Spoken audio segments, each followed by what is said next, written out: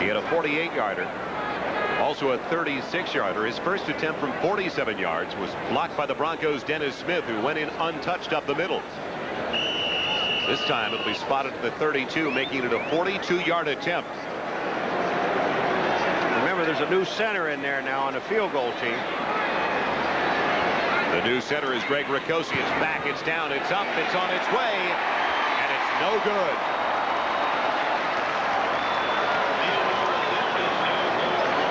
So it stays a 7-point Cleveland lead. Even though, once again, they got the ball in incredible field position in Denver territory. It just amazes me the number of chances the Cleveland Browns have blown in this ball game. Now here's Bahr. Let's just see, the snap is perfect. Ricosi gets the ball back. There's no problem. Pagel gets it down, and Bahr just misses it.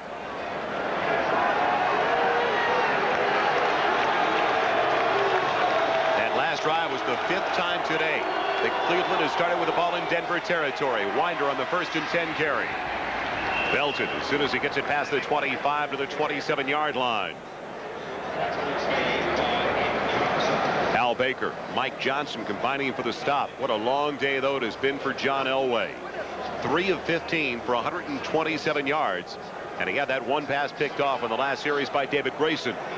And you wonder why, you know, he's not throwing the ball to Sewell and to all the other people. He's got Jackson and Johnson, McLaren's K. He just hasn't had the time. 2nd and 7 with the ball to the 27. The delay to Bobby Humphries. Bobby Humphries with room across the 35. Out to the 40-yard line for a Denver first down. And this is a draw play. The Cleveland Browns sitting back thinking that Elway's going to throw the ball, and he hasn't had that much success. 26. You're going to see it right now, Bobby Humphrey. But just look at the good-looking blocks by Alexander up in front, which is also called a hold. I just can't understand how the officials miss them when they're right in the middle of the field and they're right in front of you. Alexander in front of Humphrey with Jackson in motion on 1st and 10. Fake on the reverse. Humphrey can't get away from the cornerback in the free safety feign gash. He's dropped at the original line of scrimmage, the 40-yard line. Next Sunday, join NBC Sports for Week 5 of the NFL season, beginning at 12:30 Eastern with Bob Costas, O.J. Simpson, and NFL Live. Then our exciting regional coverage, highlighted by some great hard-hitting matchups. The Bills' Machine Gun Kelly leads Buffalo into the Hoosier Dome to battle Eric Dickerson and the Indianapolis Colts. Plus other regional action, so check local listings for the game and the time in your area. 2nd and 10, flags down to the play. Humphrey across the 45, spinning up near the 49-yard line. Again, Gash wrapping up the running back. But there were flags at the line of scrimmage. And Clarence K tells us offside against Cleveland.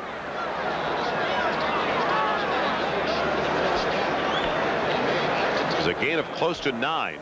You take the down back and take the 5 yards. You know, when you talk about this game is the opportunities that Cleveland has had, just give credit to the Denver Bronco defense. I mean, they've stayed in this ball game all the way, only given up 13 points. And one was on a fumble. 57 defense. Penalty is declined. 3rd down. Remember, the fumble came by Michael Dean Perry, and all of a sudden, right off the bat, they get a touchdown.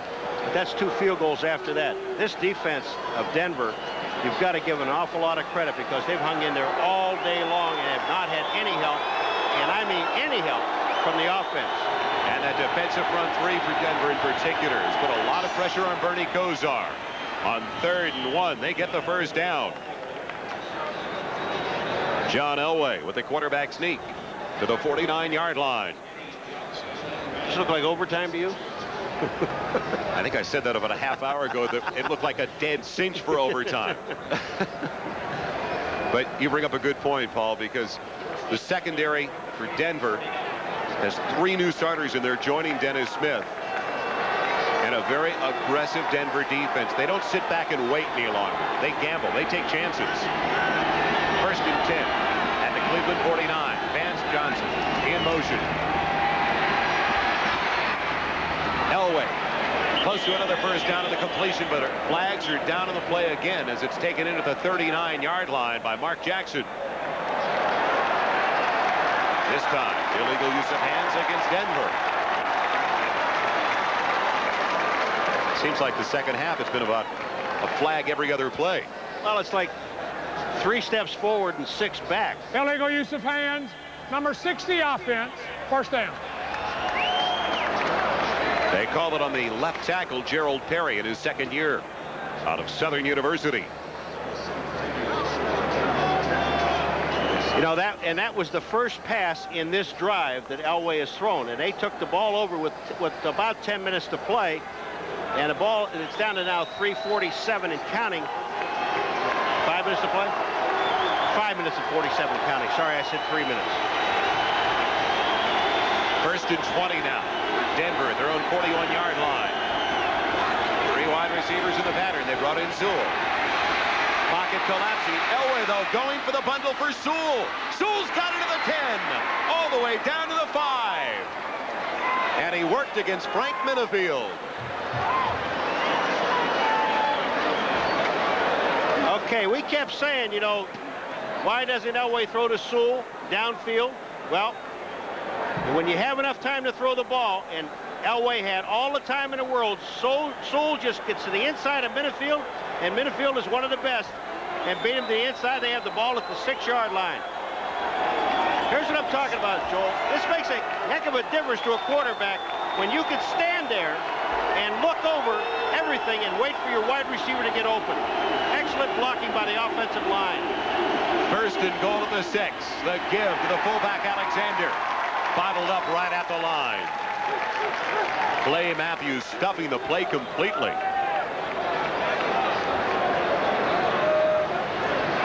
Michael Dean Berry also in on the stop. It'll bring up second and goal from the 6-yard line. How often do the Denver Broncos go down to 4:20 left in the game without a touchdown on the afternoon? Now here's another look. The Browns are going with 3 defensive linemen and 4 linebackers. They brought in number 51, Eddie Johnson. The rookie's in the backfield, but Elway will throw on second and goal. Firing for the tight end. It's low and incomplete, looking for Clarence Kay.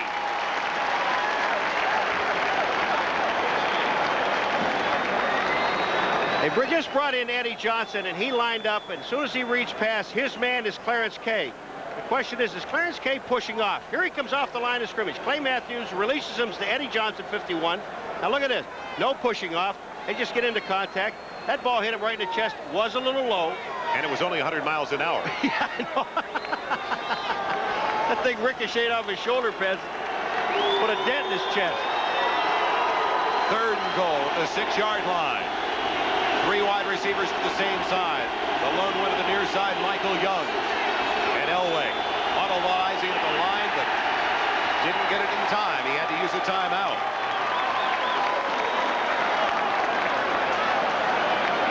Elway again pleading his case to Tom Dooley that Winder couldn't hear my audible-eyes from his set as the tailback.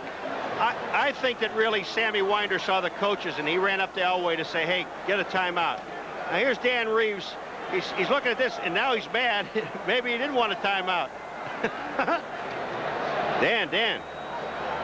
That leaves him with 1 timeout. He didn't want a timeout there, but I agree with you. Sammy Winder probably could not hear anything, and if there is an audible down there, if you're going to call one, now don't tell me they're going to move this thing again, are they? They're going to take it down the other end again?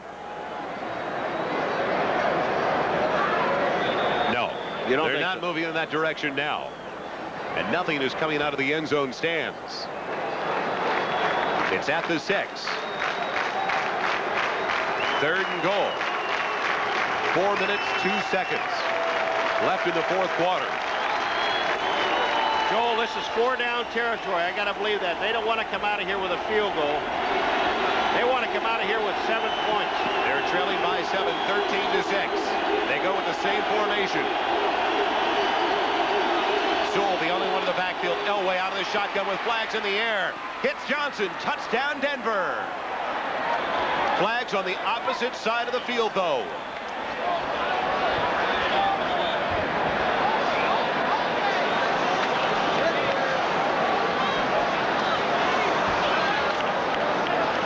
The Denver Broncos, a point after try away from tying things up. 97 defense. Penalties is declined. Touchdowns. Vance Johnson with the first touchdown of the day for the Denver Broncos. And Vance Johnson comes all the way across the field to get this ball, and there's just no way, even with the coverage. Gash was there, but excuse me, that wasn't Gash. It was Braggs that was there, and just no chance. Treadwell tries to tie it up out of the hold of Kubiak. And it's all even in Cleveland. You figured it was going to be a struggle coming in today. And it's turned out to be a defensive battle between the Browns and the Broncos. The Broncos had a triple formation that time with Vance Johnson in the slot.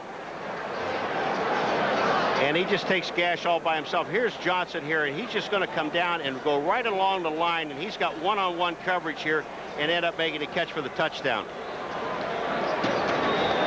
Watch where he comes from. He just comes underneath, bumps into Gash, makes the catch. It is touchdown, but he was limping when he went off the field.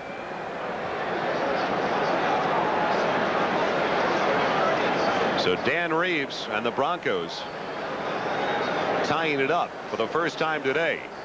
They trailed early 7-0, 7-3, then 10-3, eventually 13-3. But they have battled back on the field goal, the 26-yarder by Treadwell, and now that touchdown pass to Vance Johnson. What a gifted athlete. As you know, we talked about it. All the opportunities that the Cleveland Browns have had in this ballgame, they should have 35 points on the board. They have 13, and they're tied. Eric Metcalf, the man in the middle, waiting for the kickoff from Treadwell. High one, but a very short one, taken to the 12. Metcalf looking for room. Up the middle, pounced down. Across the 25, down to the 27-yard line. Other scores around the NFL, Cincinnati with their first lead over the Kansas City Chiefs in the fourth quarter. Houston demolishing Miami. Washington on a low Miller field goal, still with the lead in the fourth quarter at the Superdome. Pittsburgh trailed early, 3-0. That's the only time they trailed today. And Atlanta and Green Bay, a close one, the home of the Packers. First and 10, Kosar from his own 27. Over the middle, and it's intercepted. Intercepted by Denver's Mark Mumford. He's hit down from behind at the 33-yard line of Cleveland. It looked so good just a few minutes ago for Cleveland in trying to win for the first time since 1974 over the Denver Broncos, but it's disintegrating in a hurry. We kept talking about this Denver defense and how they just stayed in this ball game and stayed in this ball game. They had poor field position the whole time. And just watch what happens. Mumford 51 is a linebacker. He's reading Kosar. He sees him looking to the inside to Slaughter and just makes the play. The safeties were there. Atwater was there. No problem at all. Great play by the linebacker. We're seeing linebackers with more action today than I've seen in any ball game. Humphrey and Bratton in the backfield on first and 10 from the Cleveland 33. Misdirection to Humphrey. Ran up the back of his own blocker. Only gets a yard.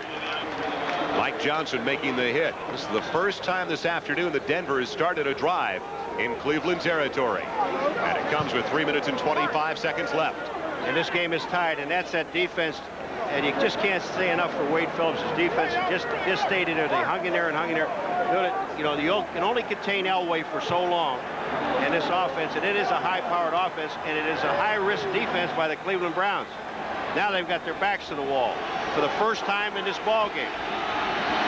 Two tight ends, two wide receivers in the formation. And Bobby Humphrey, the only one behind Elway on 2nd and 9 on the 32-yard line.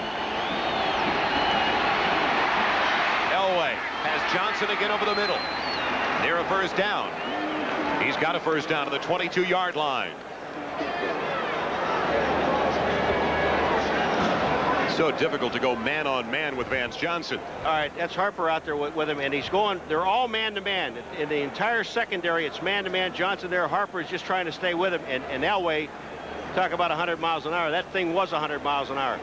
But the whole defensive secondary were all man-to-man coverage because the Browns just came with that high-risk defense of theirs with a full-scale blitz. Alexander brought in the play. He joins Bobby Humphrey in the backfield. First and 10 at the Cleveland 22. It's Alexander breaking tackles inside the 20. down to the 10-yard line. Another first down for the Denver Broncos. The 2-minute warning at Cleveland Stadium. It's all tied at 13. Reserve. Treadwell getting ready if needed. It's 1st and 10 just outside of the 10-yard line. Treadwell, the man, has not missed a field goal so far this season in 4 games. He's got a couple today from 26 yards and 21 yards. He is now 9 of 9. He has not missed an extra point either. And this field goal, if it just stayed right here, would be 27 yards. And I know the Denver Broncos are probably going to try and run the ball. Here I go again guessing. I've been wrong twice today, but try to run the ball, get some time off of that clock. Cleveland only has 2 timeouts left. They have to save them for the offense. 2 tight ends set on first down. Kelly to the left, Kay to the right. Alexander and Winder gets it. Between his guard and tackle down to the 8-yard line.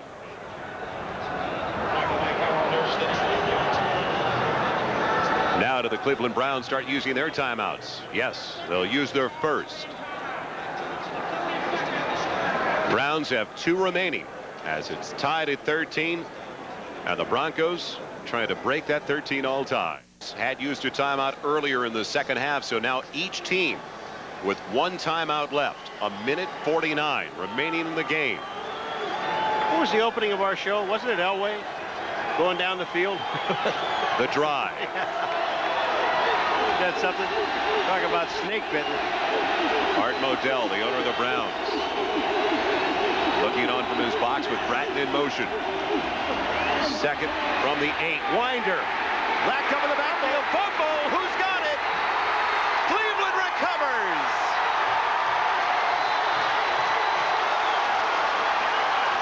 Frank Minifield with the fumble recovery.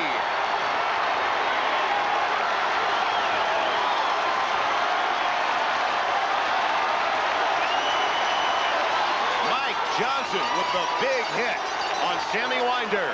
I said a high-risk defense, and these guys put an awful lot of pressure on you. There's Modell talking to Jimmy Brown.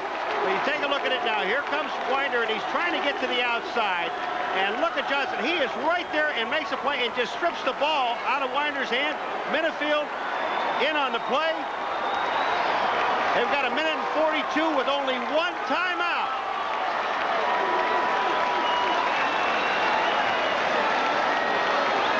From one extreme to the next. In the owner's box, our producer today, George Finkel, our director, Brian Sheriff. We could be around for quite some time now with 1:42 seconds left in the 4th quarter.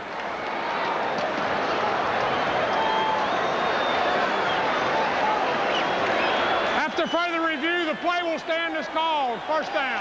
Was there any doubt? All right, let's just take a look at it again. And Mike Johnson is the man who's going to strip it. Here comes Winder. He just reaches for the ball and then just yanks it out. Winder can't do anything with it. Minifield, number 31, jumps on the ball. They have, what, 84 yards to go? 2 wide receivers to each side for Kosar. Buys some time. Now he's in trouble and he goes down. Again, that defense getting in there. Andre Townsend. Good pressure all day on Bernie Kosar. There was excellent pressure on Kosar, and they're in a hurry-up offense, but Kosar did the smart thing. Don't make a mistake and throw the ball away here. If you have to, we'll go into overtime. That's what he's telling his players. Sack is a loss of 3 back to the 13. 2nd and 13. Little one to Brennan. Hangs on after he was hit immediately by Carl Mecklenburg. It's out to the 20-yard line, bringing up a 3rd. 3rd and 6.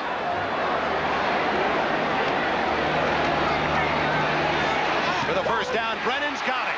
Across the 30 to the 32. They'll continue with their no-huddle, hurry-up offense. Under a minute left. All that Kosar wants to do is get this thing into field goal range and then use that timeout. 1st and 10 from the 32. Kosar for Langhorne, breaking the tackle. Can he get to the sideline? Across the 45 to the 47. I thought he'd head for the sideline. You should use a timeout right now. because it's going to take too long to get these guys back in the huddle. You can always throw the ball into the ground. I think that's what he's going to do, or he should do. Now he's going after it. 1st and 10 for the 47. Kosar throws it away. Incomplete. Threw it right into the belly on a hop of Reggie Langhorne. He just wanted to stop the clock. Well, the situation now is that Kosar knows that he has to pick up between 25 and 30 yards in order to give Bahr a legitimate shot at the field goal.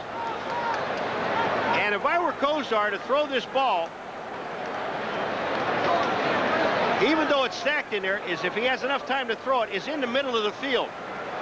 Because Denver thinking that he's going to throw it to the outside and try to kill the clock, the middle may be open. 2nd and 10 from the 47. 4 wide receivers in the pattern. Pressure coming, flags down to the play. Movement in the offensive line is going to move him back another 5 yards. Now 3 seconds were taken off the clock. 19 to 16 seconds left. Will the clock operator please reset to 19 seconds? We have a false start. Right guard offense. 2nd down. I was speculating because I figured if it's a dead ball foul, the clock can't start. That's exactly the situation. So they get those 3 seconds back, but they also lose 5 yards. They're just talking about the right guard, but it was actually the left guard that was moving on the play, Ted Banker. Dooley's had a tough day, though. The guy at the clock's had a tough day. 2nd and 15. The ball back at the 42-yard line. Kosar and the Browns.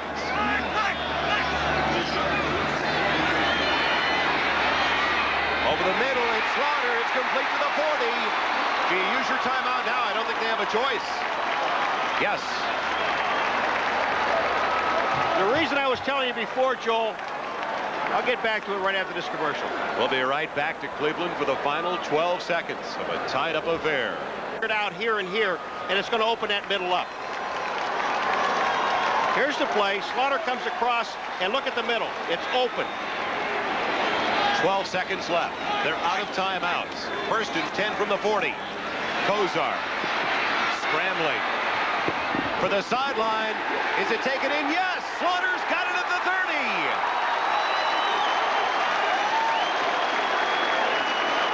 Tiptoeing on the sideline. Incredible catch by Slaughter.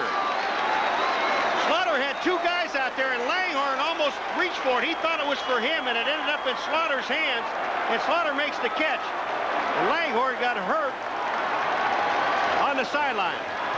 Now it's going to be a 48-yard field goal by Matt Bahr. As long as last year, a 47-yarder. His career best back in '86, a 52-yarder. Bad snap. He gets into it. Is it good? Yes, it is!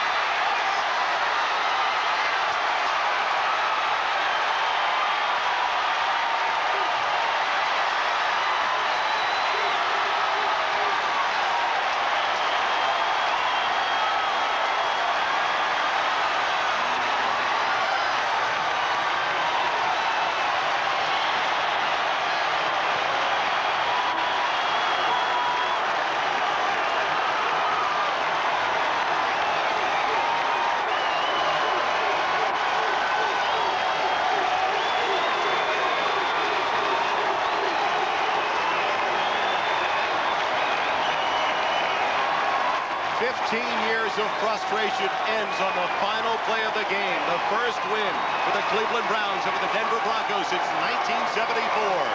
And I said to you at the beginning of this game, Joel, in the first quarter, you want to see a great defensive football game. You have just witnessed one of the finest defensive football games I've seen in a long time. The Cleveland Browns had so many opportunities to put this game away, but made stupid mistakes on penalties. But you've got to give credit to the Denver Broncos defense and especially their secondary. What great coverage and what a great... And he'll clean up his game. He's going to have to. the Raiders can't have him in that lineup unless he eliminates those kind of plays. He worked against the wide receiver Mike Alexander during practice this week because Rufus Porter, a small linebacker with a lot of speed, will be lined up across from him much of today. And that is Alexander on offense for the Raiders in motion on 3rd and 7. Incomplete, intended for Alexander. Paul Moyer was there for Seattle. Moyer came out of that middle and that nickel defense, and he had a beat on that ball, well timed. Now, but one thing that did look good for the Raiders in that at that point was that they had excellent pass protection. Boy, no huddle and a quick conversion by the Raiders to get their punting team on, and Gossett sails one, dropped by James Jefferson, and it appears he covered it himself at the 48 of the Seahawks. James Jefferson muffing that punt, but Seattle maintains control. 37 yards on the kick by Gossett, and with it a timeout. 10 minutes and 59 seconds remaining in this first quarter. Each team's had the ball once and still no score.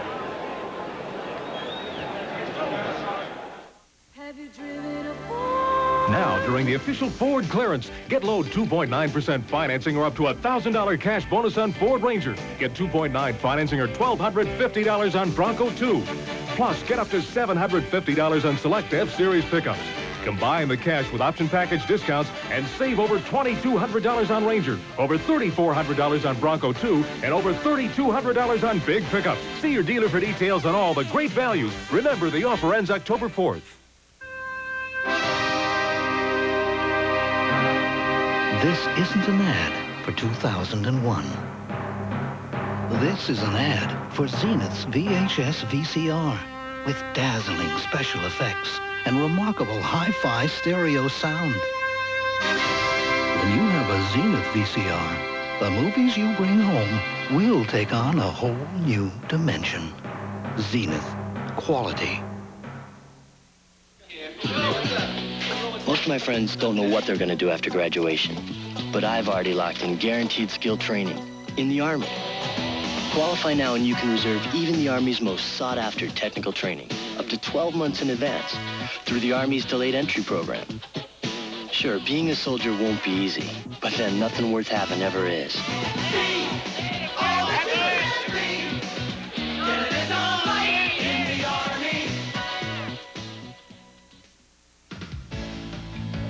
NBC sports coverage of the National Football League is brought to you by New Keystone and Keystone Light. Bottled beer taste in a can. Wouldn't that be great? By Ford and your Ford dealer. Have you driven a Ford lately? And by Zenith. The quality goes in before the name goes on. Seahawks have possession for the second time, just shy of the 50-yard line. John L. Williams tries the left side and carries the pile for about 3. Well, Jerry Robinson got in on that tackle coming down the line of scrimmage. He's got that great quickness laterally. Of course, that's his first play of the game. You see him meet his blocker, going down the line of scrimmage, fighting him off with that leverage. Excellent job. Now, this is the first football he's played since last season. Of course, he's a veteran player. He has to account for it. He has to be in there to help this defense. Injured his groin the first day at training camp, and he has really been sorely missed, as has Howie Long. Williams again. What a straight arm, but he's knocked out of bounds by Robinson, who goes the other way. That's the talent of Robinson, of being able to traverse the field that way, first right and now left. With that great speed, he can come down that line of scrimmage and catch just about anybody. And that is really a departure from a week ago when they had Chip in there who couldn't move and was getting untracked late. So Robinson, if he stays healthy, is going to really help this defense, moving laterally, cleaning up on tackles, and taking on sweeps. Jackie Shipp and Howie Long are the two players not dressed to get to the 45 limit today for Los Angeles. 3rd and 6. Good protection. Good catch. Blades to the 23-yard line. McElroy and McDaniel finally got him down. Well, they caught Blades on the move. Blades is making contact at the line of scrimmage, then breaking away from it. He's breaking away from the initial contact, and then his quickness is taking care of everything. Van McElroy is the injured Raider, Bill Walsh, and Blades has come up with a couple of big plays, 31 and now 24 yards. Well, Blades comes off the line of scrimmage, and this is where the problem is. That contact gives him an extra step on his defender, and then once he gets it, of course, he's gone. Just that little step of quickness does it for him. Now, if McElroy's out, we are looking at a troubled defense for the Raiders. Let's see if we can pick up the injury to McElroy, number 26, who is holding the back of his leg, his hamstring.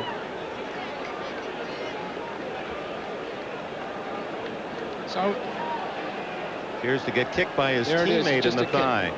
Well, fortunately, it looks like a muscle. Most likely he'll be back. But he is the key to that defense, making stops in the line of scrimmage as a safety man, and then directing the coverages. His experience, his exposure, and his talent have been sort of holding this defense together until everybody gets well. Just 8 behind the leaders, all-time leaders, Lester Hayes and Willie Brown. First down, Seattle. No score. 9:45 left, opening quarter. From the 23, Kurt Warner.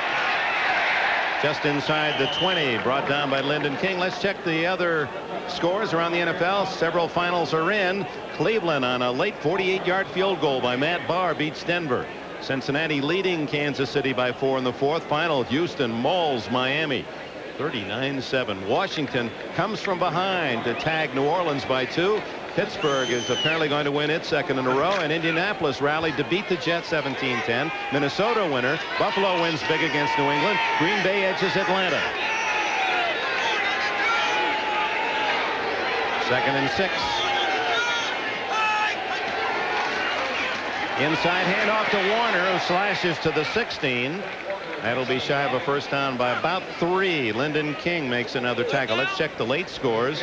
Rams at San Francisco, a battle of unbeatens.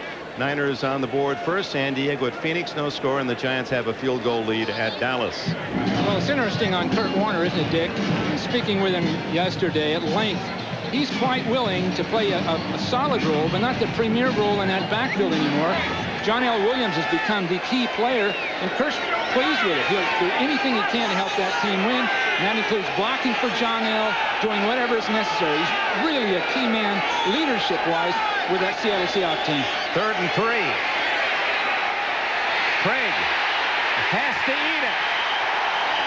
Mike Wise made the tackle. Good coverage by the Raiders. Craig was really looking for his 3rd or 4th option, but couldn't find the open man. He had Williams open early. We have a flag down in the secondary, and he's going to get the first down anyway on defensive holding. Well, he held that ball a little extra long, so something had to have been going on down that field.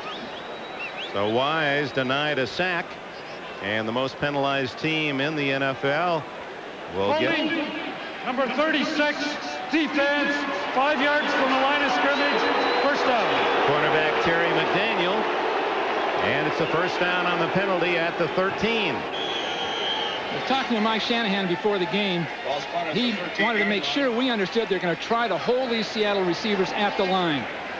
So what they're going to try to do is hold them at the line of scrimmage and not let them off, and that'll destroy the timing that Seattle has in their pass offense. McDaniel was right on the jersey of Tommy Kane. First down. Williams. A saving tackle. That was on the way to a touchdown. Eddie Anderson, number 33 from Fort Valley State. 200 pounds and a man who can bench 535 pounds, and he needed that power to bring down Williams, headed for the end zone. He needed a clean tackle. It was just him with this big, powerful guy. Now watch Williams burst through, taking people apart. Then it takes somebody to grab and hold with his power. You can't meet him shoulder pad to shoulder pad. Anderson playing for the injured McElroy. 6 yards on the carry. 2nd and 4.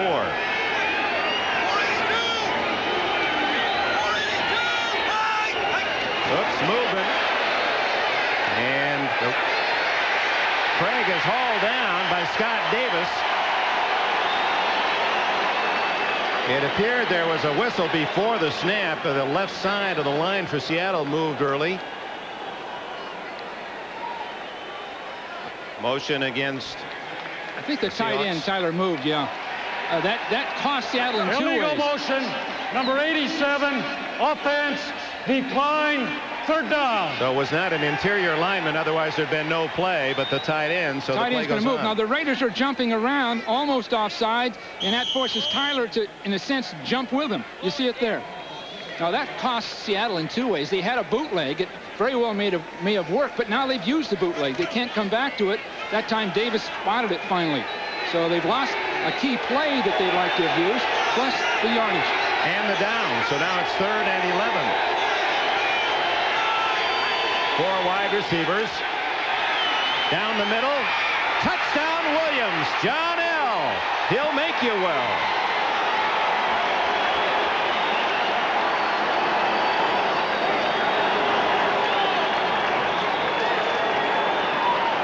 Now this player out of the University of Florida, John L. Williams, is growing as an NFL star. A fine runner, great hands, receiver, and will block with anyone in the NFL. And Chuck Knox knows he has an ace. Kurt Warner, of course, a great player at Penn State, with all of his injuries, has slowed a bit. But John L. Williams, only 24 years old. Well, it was Williams versus Benson, man to man, all the way through. Norm Johnson's try for point down the middle, and Seattle leads 7-0. Well, we have Benson. It's going to cover Williams. On Williams' will start out. Benson will come over, then he'll break and just get a step up inside. Benson's technique's not very good. He's giving Williams a little bit too much room. See him stop? Now Williams keeps going, gets his movement started. Benson's caught flat-footed. And the Seahawks celebrate 7-0. Now, during the official Ford clearance, get low 2.9% financing or $1,000 cash bonus on Ford Escort and Ford Tempo. Plus, get 2.9% financing or a $1,500 cash bonus on Thunderbird. Combine the cash bonus with option package discounts and save over $1,700 on Escort, $2,000 on Tempo, and get over $2,400 in total value on Thunderbird. Just some of the great values at your Ford dealer now. But remember, the offer ends October 4th. Wouldn't it be great if suddenly you were in charge of the annual swimsuit issue, deciding things like how the models pose and who gets the cover? And wouldn't it be great if the models brought beer? Really great beer, like Keystone, the fresh, cold filtered beer in a can that tastes like beer in a bottle because of Keystone's specially lined can. And wouldn't it be great if later that day you all went bowling? Introducing Keystone and Keystone Light, bottled beer taste in a can. Wouldn't that be great? What's the difference? It takes too long to learn to use a computer. Wrong. DeskMate makes the difference with graphics that guide you. Learning new software is like starting over. Not now. DeskMate uses the same plain English commands with different programs like load a spreadsheet for DeskMate. A computer? I wouldn't know what to do. Now you will. DeskMate makes the difference. DeskMate is simple. It's PC compatible. DeskMate is even easier on Tandy computers. The friendly face in the PC crowd at Radio Shack and participating dealers. Jim Kelly, Eric Dickerson, aerial assault, and the ground attack. The Bills battled the Colts. Next Sunday. Couple of key 3rd down conversions. One, a penalty help, 51 yards in 8 plays, and Johnson kicks it to Bobby Joe Edmonds at the 5. And he's dropped rudely at the 22-yard line. Let's go back to the 14-yard touchdown pass. What we're going to have is Benson sitting here, and he lets himself get flat-footed and then beat underneath. But what you'll also see is a good set of pass protection and a nice throwing lane for Dave Craig. So he gets that throwing lane to throw that accurate pass. See that big hole in the defense right there? Easy throw. Now Benson's got to either attack Williams or move his feet, but he got flat-footed and it was all over. Dave Craig, who had 9 touchdown passes last year in 2 games, gets one in the first quarter today. Schrader play action, looking deep. Goes to the far sideline, incomplete. Intended to Mervin Fernandez. Let's look at the Seahawk defense. Some boos and some groans from the Coliseum fans. Green, Nash, and Bryant, the front three. They've been together 8 years. Rufus Porter, the light, quick linebacker. Como, Wyman, and Maxwell complete that group. And in the nickel defense, those 3 men go out. Alonzo Mitz, a down lineman, 2 extra defensive backs, Moyer and Jenkins, join the back 4 of Harper, Hunter, Glasgow, who leads the team in tackles, and Eugene Robinson, who led them last year at safety.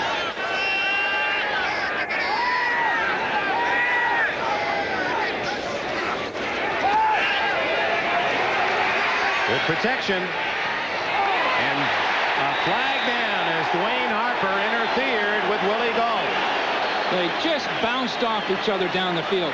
But what really was impressive to me, in a sense, was the Seattle pass rush couldn't get there. Number 29, defense, first down. Schrader had at least 4 seconds to throw that ball. 24-yard penalty on Harper. Just almost incidental contact. Right. See, almost. It's just very, very close. A lot of times some officials in this league wouldn't call that. But the ominous part, that Seattle pass rush wasn't there for at least 4 seconds. Schrader had all the time he needed.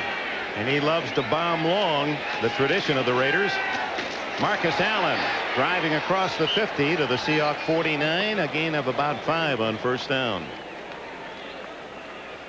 Seattle has not generated the pass rush that Knox had 4 or 5 years ago, and just tracking that for you, going back to '85 when they were 5th in the league with 61 sacks. Then it started to taper off, 47, 37, only 30 sacks last year, and they've started with only 4 in the first 3 games this season. Well, they're an aging group.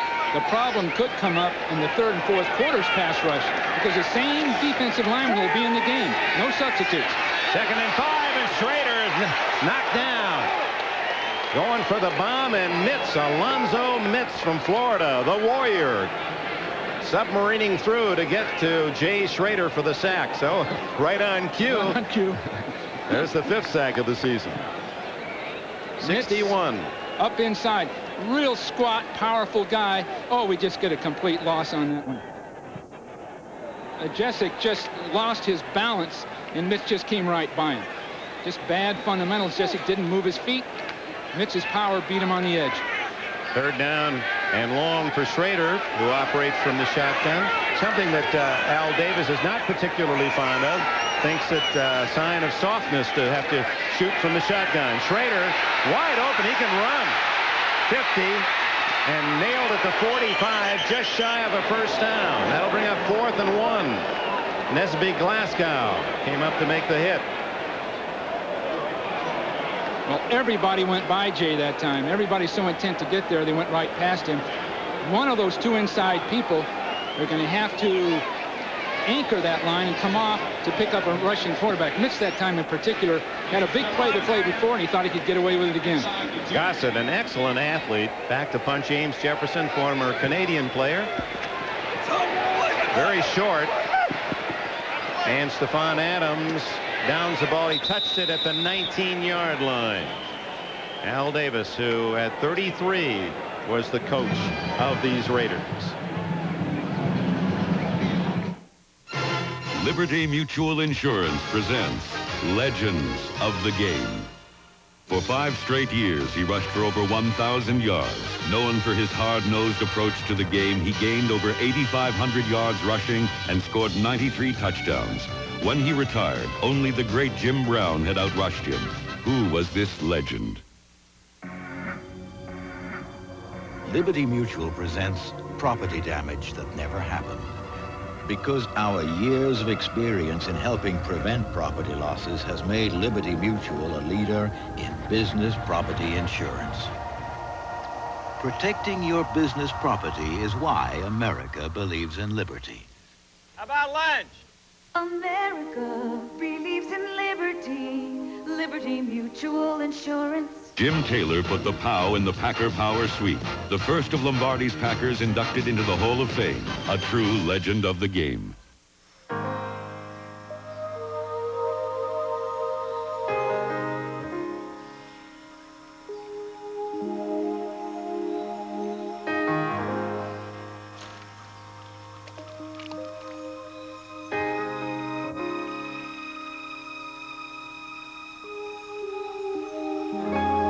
life's full of simple pleasures.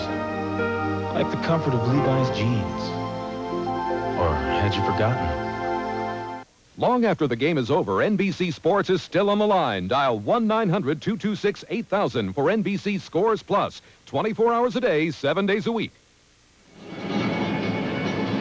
Welcome back to the Coliseum in Los Angeles on a sunny day. Van McElroy, he and his dad have always used Sundays in the last few years as working day, but that hamstring is tightly wrapped, and the word is that he probably won't play today. His dad has already put in his early morning sermons. Reverend Ted in Canipa, Texas, Church of Christ, where he has been the minister, a town of some 300 for more than 50 years. Reverend Ted started at the age of 15 preaching. Well, Van's the pastor of this team when it comes to direction and spiritual development. There's John L. Williams, another reception. He's out to the 26-yard line, a gain of 7. Lionel Washington, who had an interception touchdown against Denver, made the tackle. There's John L. Williams, and part of that Florida legacy, 4 #1 draft picks at the University of Florida, all on the same team there at the same time with the Gators. John is the complete player at this time. You could probably name 5 or 6 backs in the NFL that are complete backs. Roger Craig, Marcus Allen, John L. Williams, a great blocker coming out of college. People just wanted him for his blocking ability. But now he's developed into pass receptions, excellent receiver, fine runner. Oh, he takes a lick there and stays on his feet. Tom Benson shooting the gap and met Williams just as he took the handoff. Well, you Benson, saw Mike Shanahan, excuse me, Bill, and he's part of the John L. Williams story, isn't he? Well, he recruited John L. out of high school.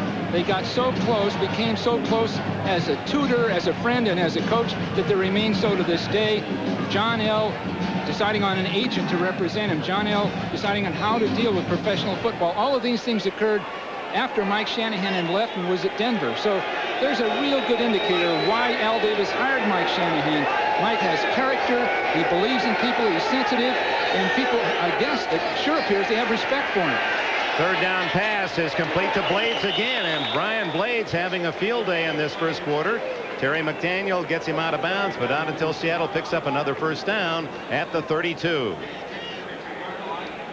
You know, Blades is developing into one of the better receivers in the field. Again, the Raiders are going to knock you apart right at that line of scrimmage, but this shows a lot of perseverance coming right to the outside and getting that ball.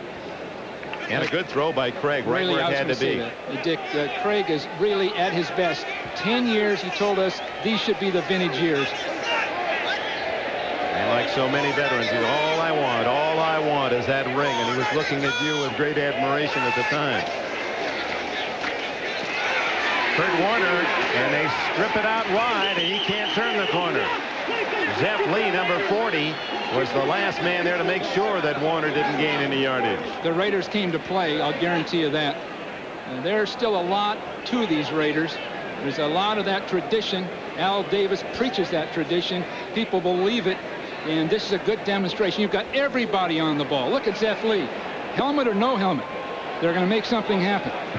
Brian Millard threw the block that knocked the helmet right off Lee, but you saw the good job Lyndon King, 52, did, occupying the 2 blockers and wouldn't let them get around him.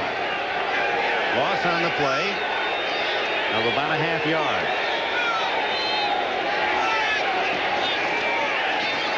Good protection. Lots of room. 30, 40.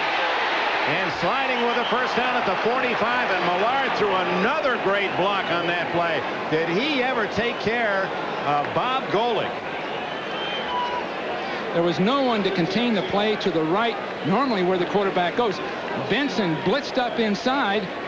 He was easily picked up, and from that point on, there was no one to the outside, so there was all this room to move. Here goes Dave Craig coming out here, a big hole in the defense. And there's the block just out of your picture by Millard. And Craig on the scramble, a first down at the 45. 1:21 left in this first quarter. Seattle marching with a 7-0 lead. Reverse, and then a flea flicker. Craig over to Clark. Clark tackled by Golick for a big loss. Golick was messing that thing up from the start. A little bit of everything. Showed how resourceful Craig is. Showed how the defense played by the Raiders was really in sync from the standpoint of responsibilities. And then a goalie who just is irresistible, irrepressible. Look at this guy. Takes on Millard, who had blocked him on the last play. Quit. Through 2 blockers, keeping his head up and finding the ball. So often defensive linemen will play physically like Bob Golick, but they'll take their eye off the ball and lose it. Well, he'd be a nice guy to take with you on those post-Christmas sales they have. Let him get through the lines. He can give you a hand. He can carry out whatever you needed also. Craig down the middle, open is the tight end Tyler. And a first down at the Raider 40-yard line where Anderson makes the tackle. Well, Benson was closest. I'm not sure he had the coverage, but he was the closest. A flag is down in the Seattle backfield. It's against the Raiders. Here's Tyler, the tight end from South Carolina State, an 8th-round pick last year by Seattle. 6'5" and 259. He's almost as big as that Orson Mobley at Denver. Personal foul, roughing the passer, number 90, defense, back on 15 yards, first down. Mike Wise, and that'll be another 15 for Seattle. Timer, reset the clock at 15 seconds. Reset the clock at 15 seconds. Oh, Mike. Mike Wise. That's a mental error. Cal Davis graduate. What's happened to him? What's happened since he's joined the Raiders? You know, you talk to him, he's just a nice guy, a regular guy. Right but guy. I've watched him each year where the Raiders get tougher, meaner. And of course, he's a throwback to what they've had in the past. Yeah, they describe him as a hard player, but he came about 3.5 steps away to put his helmet on Craig's, and it cost the Raiders 15. They're down 7-0, end of the first quarter. The ultimate driving machine. What a luxury car should be. Engineered like no other car in the world. A car you can believe in. These days, it seems that every luxury automaker has some sort of impressive slogan. But there's one claim that makes all the others seem insignificant. A claim that no automaker but Acura is entitled to make. #1 in customer satisfaction 3 years in a row. It's 11:35, and Roseanne Horn is learning all about her antifreeze. The hard way. Don't push your luck. Guarantee it with Advanced Formula Prestone. Come on, answer. Morning, folks. This is Captain Neely. Appears we've got the friendly skies all to ourselves. While most people are just getting up, one airline is off to over 200 business centers across the U.S. United. Thanks for flying the friendly skies. Heineken. Amstel Light. This so is much it. better than other It's a light great beers. imported beer. A delicious European nothing compares taste. to the A smoothness, refreshing, the richness, satisfying, or the character distinctive of a flavor Heineken. that cuts through Its your quality thirst. comes through. There's a uniqueness to it. Heineken is America's #1 selling imported beer. Amstel Light is America's #1 selling imported light beer. Why? Just ask the people who drink them. In my opinion, Amstel Light is the best beer there is. I could go on and on I can't say enough about it. It's a light No beer matter that how many quenches beers. your thirst. Tonight, Legends don't die easily. Elizabeth Taylor and Mark Harmon head a stellar cast in a classic filmed with unmistakable eroticism. I need the distraction now. A blockbuster destined to win a flock of Emmys. You've got to believe in me! This is the television event of the year. Tennessee Williams' Sweet Bird of Youth tonight. To the second quarter here in Los Angeles, and Chuck Knox's Seattle Seahawks leading 7-0 and have the ball after the penalty on Mike Wise at the 24 as we begin the second 15-minute period. And it's John L. Williams. Make that Kurt Warner skipping through to the 20 and on to the 18. Well, Kurt took that about 3 extra yards down underneath everything. Other scores on our ticker. Late games. Battle of field goals. The Niners lead 6-3. No score in Phoenix yet. Final, Cincinnati beats Kansas City coming from behind. Turk Schoner started that game injured early. They didn't want to play Boomer Esiason. He came out through a couple of touchdowns. And Raider linebackers inside. They're going to have to get into those plays tougher and quicker. Warner again. Unable to cut back, and Lyndon King, who had his first ever NFL touchdown last week in Denver on a fumble recovery, 12 years in the league. He was selling protective paint for anything in paint, a ship or a harbor or your car, whatever, there in Honolulu. In his new career when they called him and re-signed him just a week and a half ago. Well, you know, he embarrassed me when we visited because he reminded me of what often you do. Just about the time he was going to be released, when he were playing an exhibition game, they would say, don't worry about that mistake. No harm done. As soon as he heard that, he knew his days were limited. Craig on third down, scrambling, and gets the first down and more to the 13-yard line.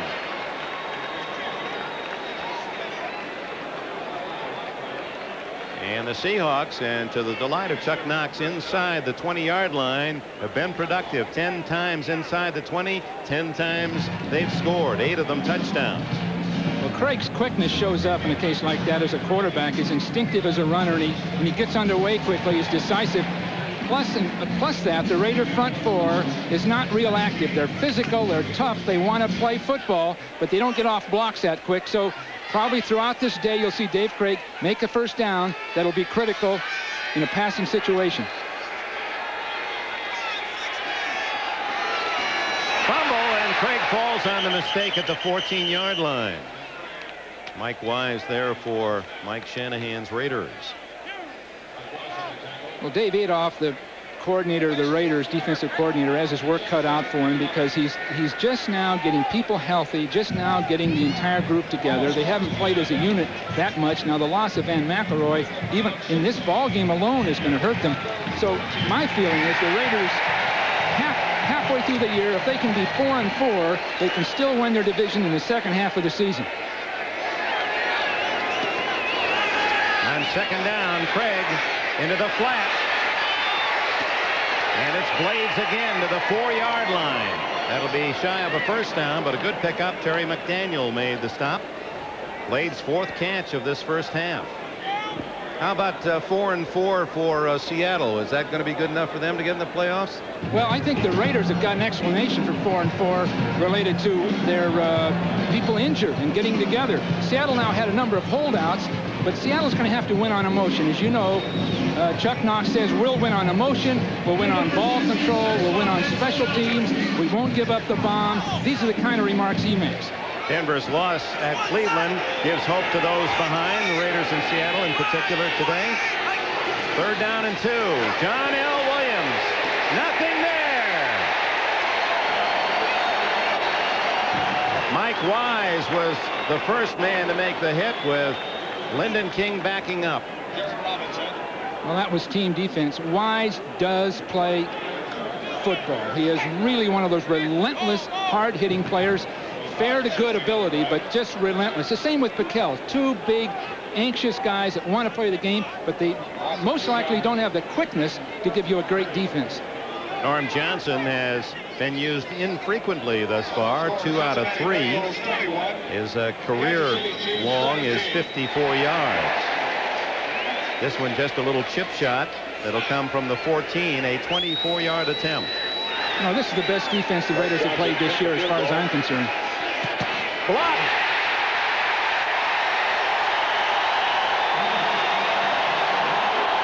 Mike Haynes comes out of the pile with the ball as the Raiders snuff a apparent easy 3-pointer. Let's see if Haynes is the man who blocked it.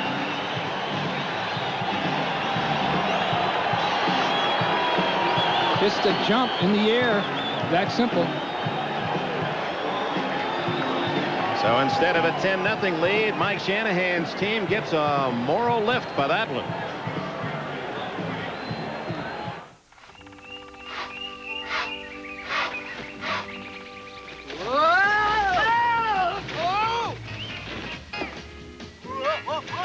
Did you hear the one about the 4 lumberjacks who fit in a Dodge Dakota pickup? Or are we stretching our credibility? The new Dakota SE Club Cab. Now available in your neck of the woods.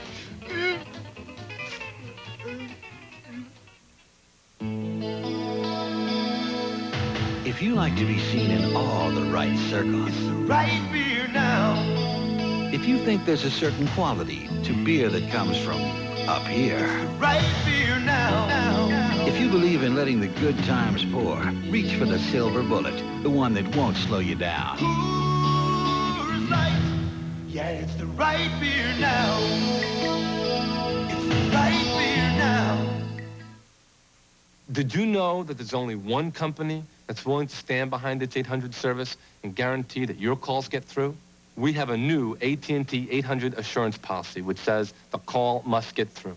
If you're using AT&T's basic 800 service and all of a sudden there's a problem and you're not getting your calls, well, we can start to send those same calls to a regular telephone line right there in your office, and we can do that within an hour, guaranteed, get you back in service. We can probably do it quicker.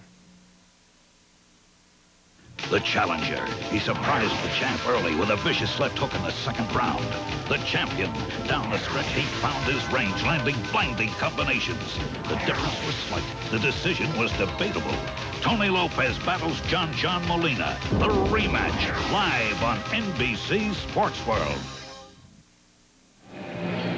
There's the man who blocked the field goal, Tim Rother. He's now playing in the offensive line, but he was a defensive tackle at Nebraska, all Big 8. He got a big hand on it. We'll show it to you right after this play.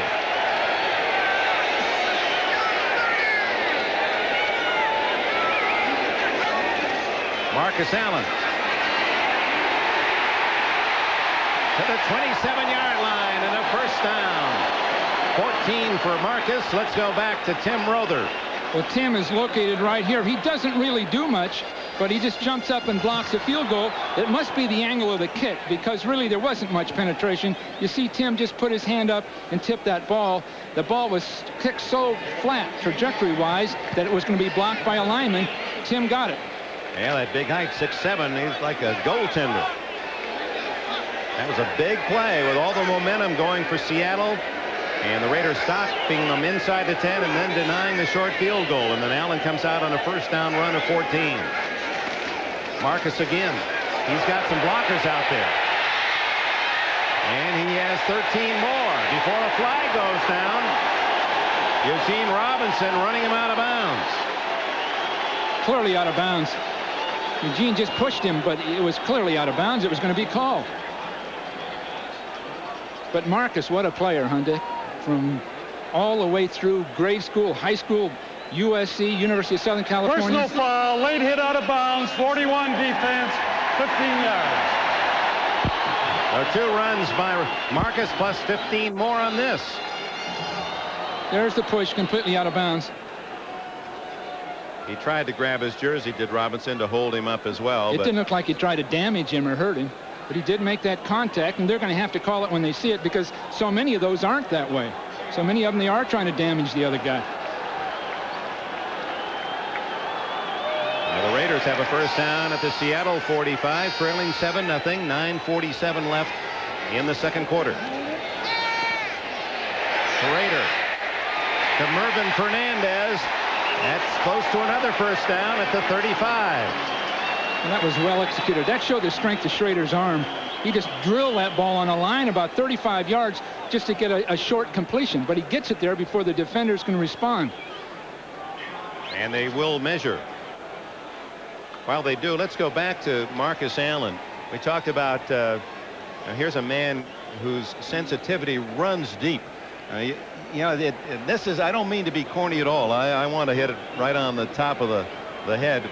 There are heroes in sports, and we as parents can look to role models, and here's one of them. Marcus Allen is an all-American guy, and yet being a nice guy has almost hurt his career, because he volunteered when Bo Jackson arrived to play fullback.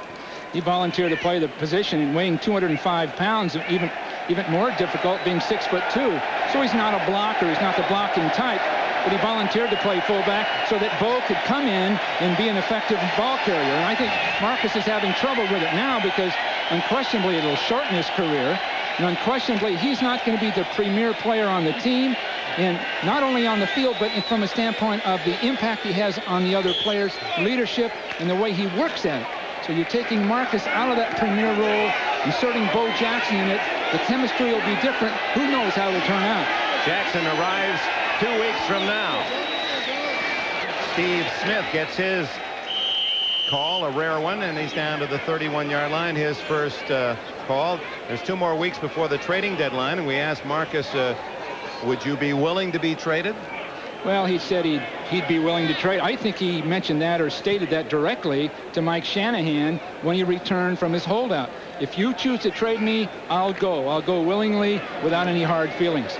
But to be honest with you, a Southern California guy, he played his entire career here in the Coliseum. I'm sure he wants to be a Raider. But he wants to be a Raider as a premier football player, not as an alternate or a backup. He doesn't want to be second banana. He feels he's still a legitimate star. Fernandez fumbles. It goes out of bounds to Los Angeles. Good hit made by Dwayne Harper and Rufus Porter, but the ball stays in the possession of the Raiders. I think Marcus is tradable, but to be honest with you, Dick, as I've seen it historically, his salary is very, very high. He's toward the end of his career. The only way I think a trade is viable is if someone lost a Roger Craig or an Eric Dickerson and they needed that great runner in their backfield to sustain themselves, and they had a chance to win it all or win their division. And if that situation came up, Marcus is tradable, but I can't believe they'd ever trade him because of the value he has, not only to the team, but to the rest of the players on and off the field. He is the leader offensively of the Raiders. Schrader batted down at the line of scrimmage. A good play made by Jeff Bryant, the veteran defensive end.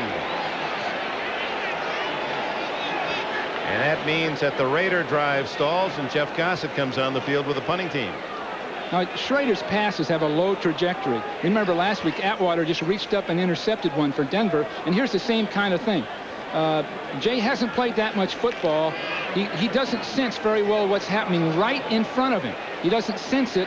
Consequently, the batted pass, that quick short interception as occurred against Denver. Now they're going to go with Jeff Jaeger in a 45-yard field goal attempt. And that's got plenty of distance. Boy, that would have been good from 55 easily. Jaeger nails it, and the Raiders on the board. It's 7-3.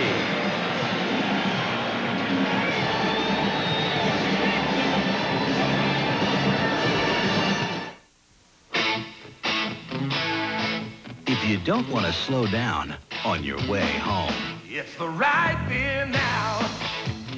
if you think having fun means jumping in with both feet, It's the right beer now. you realize that in some sports, you can't call a timeout. So call for the Silver Bullet, the one that won't slow you down. Coors Light. Yeah, it's the right beer now.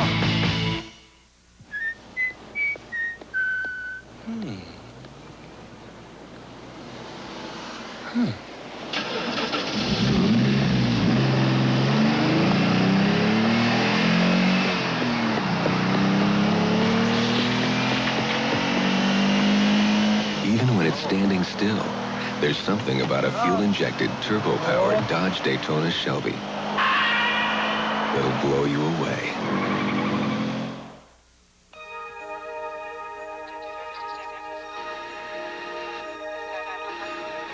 When Delta Airlines Steve Masutka found a wedding ring, The person who lost a ring, please return to Delta's Gate B6. I'll be standing over here. He knew someone had to be very unhappy. Young man, are you the one who found my ring? Yes, ma'am. This means so much to me. How can I repay you? It's just part of my job, ma'am.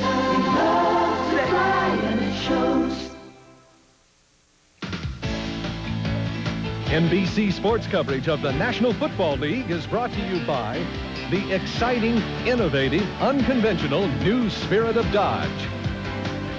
By Coors Light, pure brewed in the Rockies. The Silver Bullet won't slow you down. It's the right beer now. And by Levi's 505 and 506 jeans. Jaeger kicks it off, and it comes down to David Hollis, just activated by Seattle. And he is swarmed on at the 15-yard line. Those Raiders special teams this year have been great. They really have. They are really covering ground. Well, a lot of that is to be the credit of the new kicker, Jeff Jaeger. He hits the ball long, hits it high, in much the same manner that Norm Johnson has given Seattle such good special teams coverage with the Seahawks. That so-called hang time makes a difference, but on the other hand, you see the old Raider intensity here and there. You saw it in the special teams kick coverage, things of that nature. So you know it's right under the surface. If they can hang in there through this early season. You're going to see it demonstrate itself as the season progresses. Again, if they're 4-4 halfway mark, they can still win their division. 8.5 minutes to go, first half. Craig to Kurt Warner. Out of bounds at the 21, a gain of 5. Looking ahead to next week, we hope you'll join NBC Sports. Costas and the Juice and the gang started at 12:30. Here are the games early. Buffalo and Indianapolis. Bill and I will be there. Cleveland, Miami, Houston, New England, and Kansas City, Seattle. Check your local listings for the game in your area. Well, there's Mike. He's impressive, isn't he, Dick? He really is. He's got his act together. He's tough. He's bright. He feels he's a leader, and you have every indication he is in control of everything within his reach, but not necessarily what's above him. John L. Williams to the 25. And I think the dispute, and we had a wonderful experience, not only talking with Shanahan, but about an hour in the office of Al Davis a couple of days ago. His all white and black, silver and black office, and he himself all in white with the shiny black patent leather shoes. Here are two men who love the game, but are not necessarily philosophically together. I'm not sure that's true. The Raider formula has worked as well or better than any formula in professional sports. Any formula that's been in existence. When you look at John Madden, John Rouse, John Madden, Tom Forrest, these were all winners. On 3rd and 1, John L. I'm not sure he made it. Gary Robinson and others in on the tackle. This might be close enough for a measurement. You know, the formula works. All of these coaches Al Davis has had have been excellent coaches, but the primary moving force obviously is Al Davis, and Mike Shanahan has to understand it. I think he's conditioning himself to understand it and live with it. But whatever input Al Davis has been positive and constructive over the years, or they wouldn't have done so well. Yeah, the implication that he is writing up plays or changing offenses and defenses is not correct. You coached under him. What does he do? Well, he has ideas, and he's going to present those ideas. But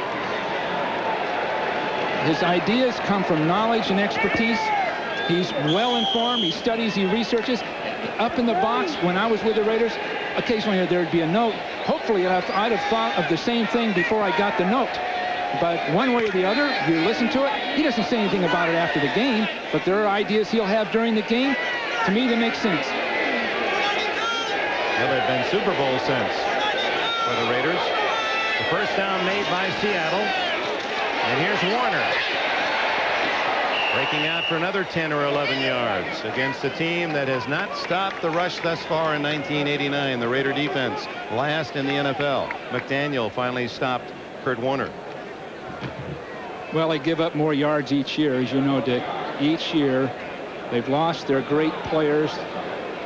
You know, there's what's happened since '85. 100 yards allowed rushing per game is a solid defense, and they stayed there for 3. And then last year, 138, 4.1 average, and this year the average 4.6. It's the absence of great players is what it is. Howie Long is perhaps the top name on that list. Craig on first down. Incomplete to Kurt Warner. He did not have control. He was juggling it.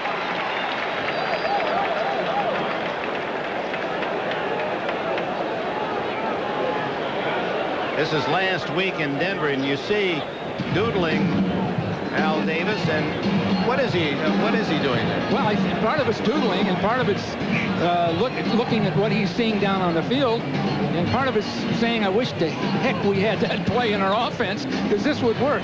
So I think a lot of it is just basic doodling and thinking about the game. Just win, baby. You know, he does boil it down. His philosophy is simple. Ultimately, that's all he wants. And you can have conflicts or misunderstandings or whatever, but you better win. John L. Williams, is that a fumble? If it is, it's a Raider touchdown. Lionel Washington.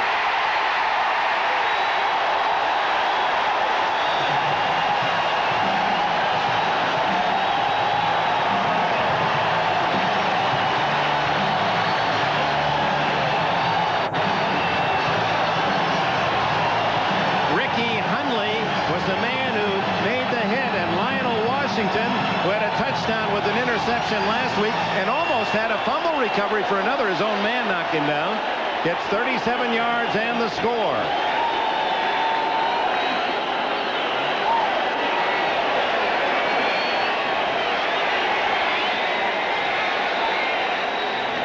I'm sure the instant replay officials are double checking that last play to see if indeed that was a fumble. Well, it was about as close as it can get related to a real reception. Review by replay, the play stands. Oh, he's got it.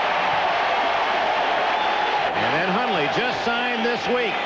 Former #1 pick of Cincinnati, traded to Denver, then to Phoenix, and cut loose this year. And Hundley finds a home, and he produces. Try for point by Jaeger, and it hits the upright. No good. Yes, it is. It carried through. And what an angle it carried through. The ball is just beyond the end line of the end zone. He hits the left upright, and that was one of the great billiard shots by Jaeger. That's really a lot of 8-ball, I guess. To get one out of that, 10-7 the score.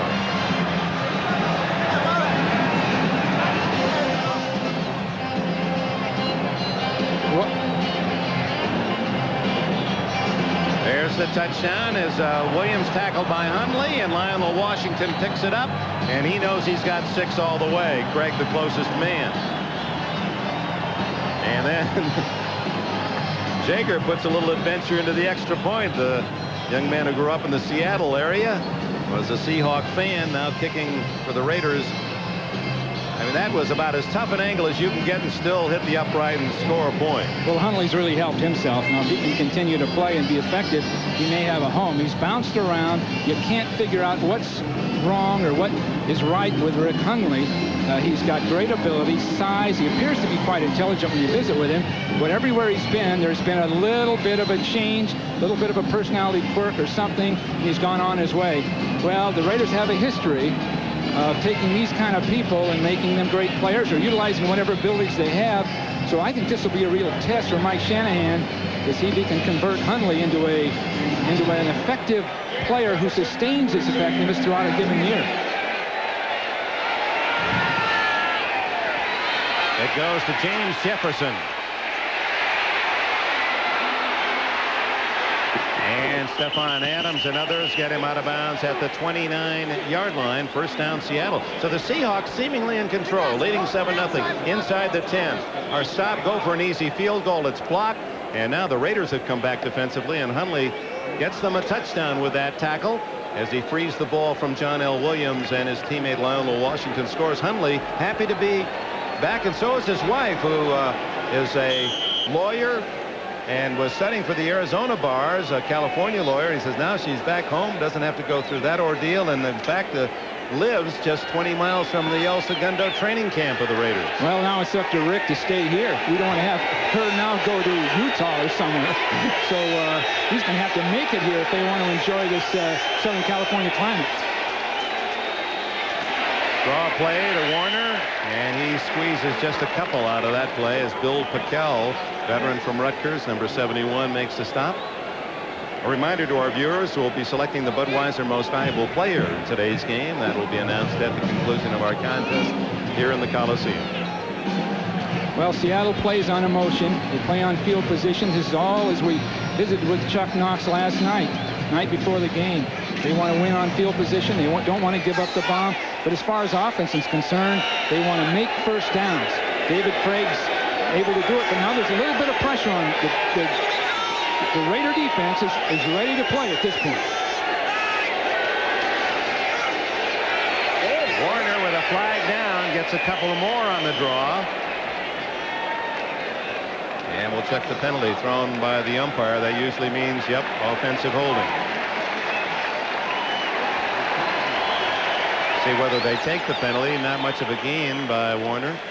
Yep, they will, says Shanahan. So things have reversed here. It's now the Raiders. Holding number 65, offense, 10 yards, still second down. Veteran Edwin Bailey, the left guard. Let's check other scores. The Rams now have taken the lead at Candlestick in the second. Still no score in Phoenix. Giants lead Dallas by 4. Those the late games.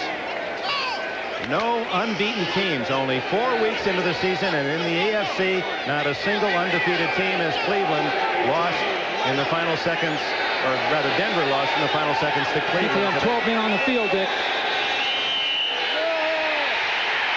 The Raiders had 12 men out there, I believe.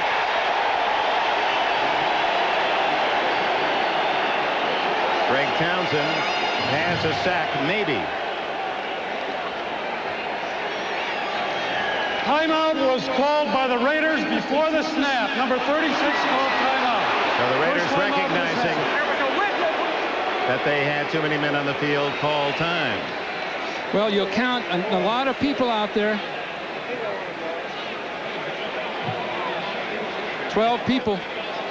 And the Raiders figured it out. It was in their secondary. They had an extra man, whether they use either one of their defensive packages, or they'll have 6 or 7 defensive backs in the game.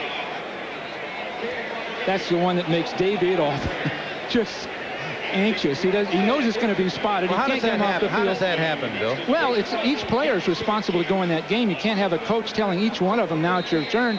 They have to know when they hear the call hawk or eagle or whatever it is to get on that field, and they'll most often go to the man they replace, so he sees it coming. And if you look at the numbers, it works virtually error-free. But on occasion, this will happen, and McElroy's not playing. He's a key man, yeah, sure. The injury has changed all that, hasn't it? Dave Adolph, who was the defensive coordinator at Cleveland, earlier at San Diego. Very bright, highly respected man. New defensive coordinator here with the Raiders. Craig throws back to John L. Williams. And Tom Benson wasn't fooled. What a play by Benson. Otherwise, that would have been a big yardage effort. I really didn't think Tom Benson was going to do it for the Raiders when they got him. I really didn't. They knew something I didn't know, because each week he's gotten better. Each week he's gotten better. Now playing alongside Jerry Robinson, I think he's going to really improve, because Jerry's experience will help him. And when they get Howie Long in there, and Tom Flores, and talking with him and reflecting on his days with the Raiders, and one thing they don't have now that they've always had is a big star in the defensive line. Howie Long's that man, but Long is injured, not in uniform.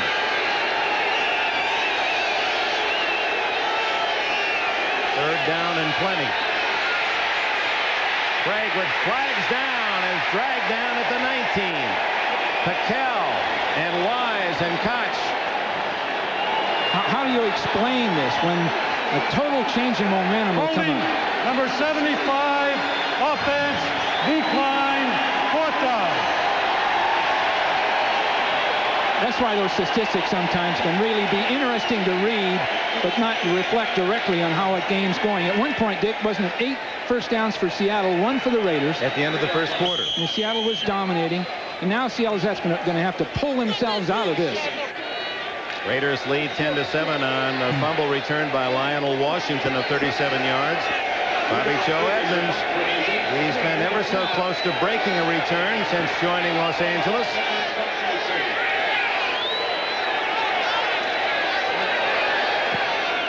He scuffs this one very short. Vance Mueller lets it roll, and it dies right on the Raider 40-yard line. Timeout, 3:27 to go in the first half. The Raiders trying to build on a 3-point lead. If you like having your life well-defined. It's the right beer now. If you think that beer made in the Rockies sounds better than beer made in cities. It's the right beer now. Because when the game's this close, you don't want to drop the ball. So send in the Silver Bullet, the one that won't slow you down. Coors Light. Yeah, it's the right beer now. My brother Tom used to flip me out. Every time I'd be watching a TV show I liked, he'd start flipping through the channels. Then we got this amazing Magnavox TV with a built-in smart window. Smart window. That lets Tommy flip through all the channels while I keep watching what I want to watch. Now I can see what I've been missing. And that's quite a lot. Yeah, thank you. Magnavox. Smart choice. Very smart.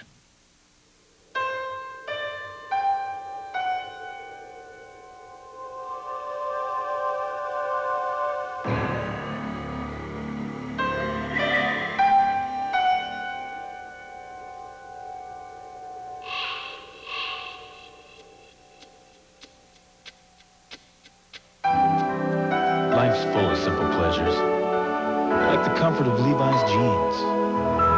Or had you forgotten? Jim Kelly, Eric Dickerson, aerial assault, and the ground attack. The Bills battled the Colts. Next Sunday. And we'll look forward to that matchup in the Hoosier Dome. Bill Walsh and I will be there. Craig and Schrader, the comparison. Schrader throwing only 5 passes thus far. In fact, Seattle has had the ball in the first half 21 minutes. The Raiders 5 minutes. But it's a 10-7 Los Angeles lead. A blocked field goal and then the fumble recovery for a touchdown. Los Angeles at its 40 with 3.5 minutes remaining in the opening half. Schrader down the middle to Fernandez, incomplete.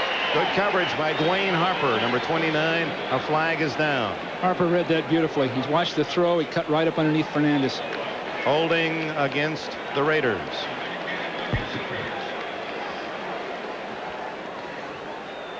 You can win all kinds of ways. I remember coaching with the Raiders one year. Holding, number 60, offense, 10 yards, still first down. Rory Graves, he's going to have that yellow flag bronzed and send it to the Hall of Fame. He's going to retire it. Well, you know, I coached with the Raiders in 1966, Dick. We played Denver. We made 140 yards of offense and won the game 28-0. Denver blitzed every play. Tom Flores hit 4 touchdown passes. We wiped them out with only 140 yards of offense.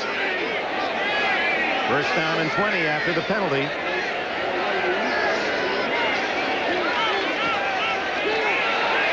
Schrader on a middle screen to Marcus Allen. 40, 45. Gain of 15 on the play. Tony Woods made the stop. More receptions than any Raider back in history. All-time rusher in Raider history, Marcus Allen, now 29 years of age. His parents are here from San Diego to cheer him. It's a nice story. From high school to USC to the Raiders, they've always been there to watch and support. He said he's never received a real serious injury, so he believes he can play good football for at least another 3 years. I agree. Here he comes on the sweep. Boy, he runs hard. 9 more yards for Allen and a first down at the 46 of Seattle. Eugene Robinson made the tackle as we come up to the 2-minute timeout. I think he hurt his wrist a little bit. But look at this. Look at the instincts here. And look at him continue his speed. He doesn't slow to make his breaks. That's full stride. Then when he needs to run tough, he puts that 205 pounds down and just uses his pads and his helmet to get the extra yard. 204, 203. Schrader, will he get a playoff? No. 2-minute timeout at the end of the first half with a score. The Raiders 10 and the Seahawks 7. Dodge salutes those who strive for victory with this edition of The Winners. I don't think that you can play this game just being a one-dimensional player. You have to be able to do everything and do it well. And Kurt Warner does everything well, compiling over 7,200 yards of total offense in a career that's just in its 6th season. Despite a career-threatening knee injury, Warner has persevered to become a consistent running threat and earned respect as a winner.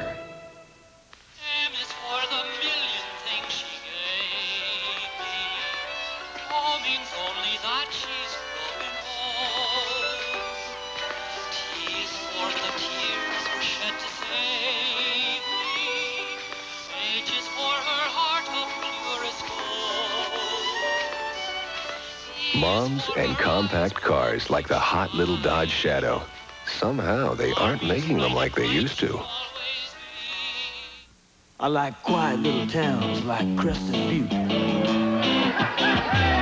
Catching a live one out of the chute. Fireside chats, mountain air, hot dogs, and cold Coors beer. It takes a part of this country as cold and clean as the Rockies to brew a beer as pure and natural as Coors. Brew refresh, just like you like it. Cap an ice cold Coors with a friend of yours. A Rocky Mountain legend, an American original. Welcome back. It's kind of hard to believe with that silver thatch of yours. Picture you living here by the Coliseum and trying to climb over the barbed wire to get in free to see the old Rams play. My dad took me to my first game, USC versus Notre Dame. Angelo Bertelli, the quarterback. Mickey McCardle, the Music brothers, the Callahan brothers for Southern Cal. Notre Dame won 13-0. From that point on, I was a football player. Way before my time. So the Raiders, 2 minutes to go in the half, leading Seattle 10-7. Schrader underneath to Marcus Allen. He's a one-man show. Fumbles, and Seattle recovers. Dwayne Harper. David Wyman, 92, made the hit. And Marcus Allen, same fate that hit John L. Williams, trying for too much, and a ball knocked free. Watch Wyman, 92.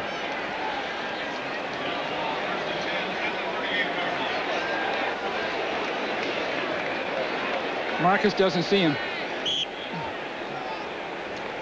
Big play, and Chuck Knox talks about a game as consists of 5 big plays, and you want to make good on those 5. Well, the Raiders already have on a fumble return for a touchdown, and now Seattle, with plenty of time, 1:50 left, has a chance to regain the lead. Jeff Lee late getting on the field for the Raiders, and a drop ball by Tommy Sugar Kane.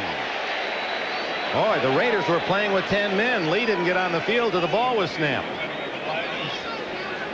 Well, I think the lack of Van McElroy on this. Here he comes. Here comes Lee trying to get in. I'm not sure he knows what to do. But McElroy's absence means you have to substitute. You really don't have enough people.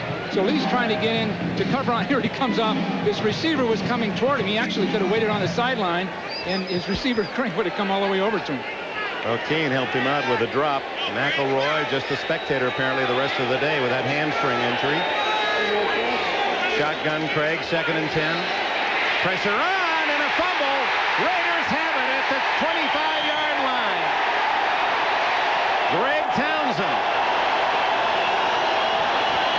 He forced the fumble, and Mike Wise recovers. Well, this is Townsend's best game. Early on, we talked about him penetrating and stopping the run. That speed on his pass rush is what the Raiders really need. Now he's going to come all the way outside, all the way around to make this stop. Right here, and you see Craig was just starting his throwing motion. Now, Craig doesn't see him. He's just going to step into the throw. When he has to move, there it is. And Wise there to collect it at the 24-yard line. 1:39 left in the half. Looked like Wise made him move, Dick. And that caused the fumble. Exchanging fumble gifts. The Raiders in Seattle now. Schrader underneath. First down at the 10 to Mervyn Fernandez.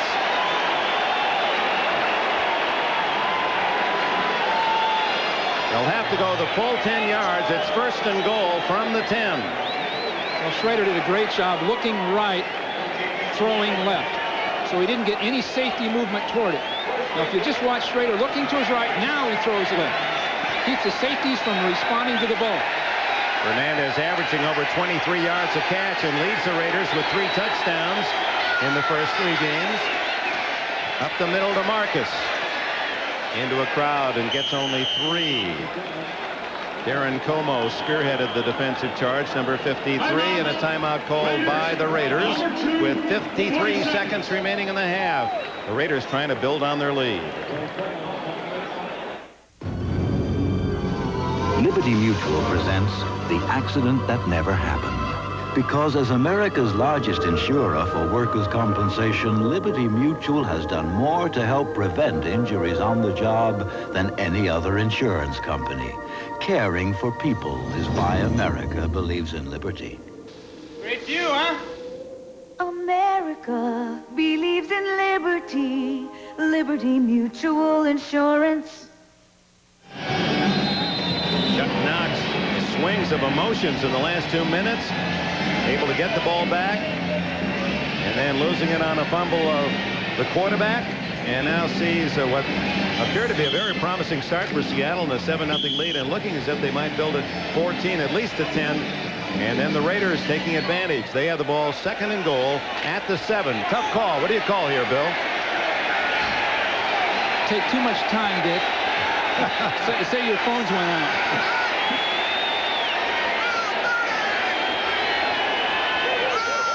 Willie Gault in motion. Play action, and Schrader.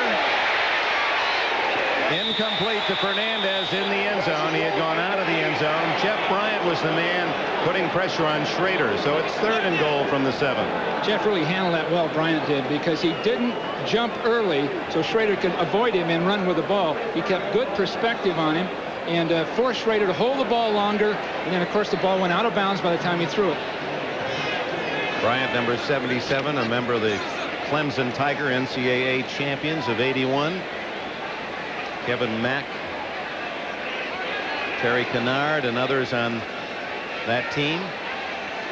4 wideouts, and Schrader will spend another timeout with 47 seconds to go. That's the final Raider timeout. Well, at halftime, stay with us. We'll have all the scores and highlights with Bob and O.J. and the Insiders Extra with Bobby Beathard and Ralph Wiley. Enjoy the 2 football minds there at work. They don't always agree, and give you some added insights into the game. Do you think Bobby Beathard will stay with NBC Sports long? Well, I sure hope he does. I really do, because he's such a talented guy, and what insights he has to offer. He really is down where the game is, the guts of football.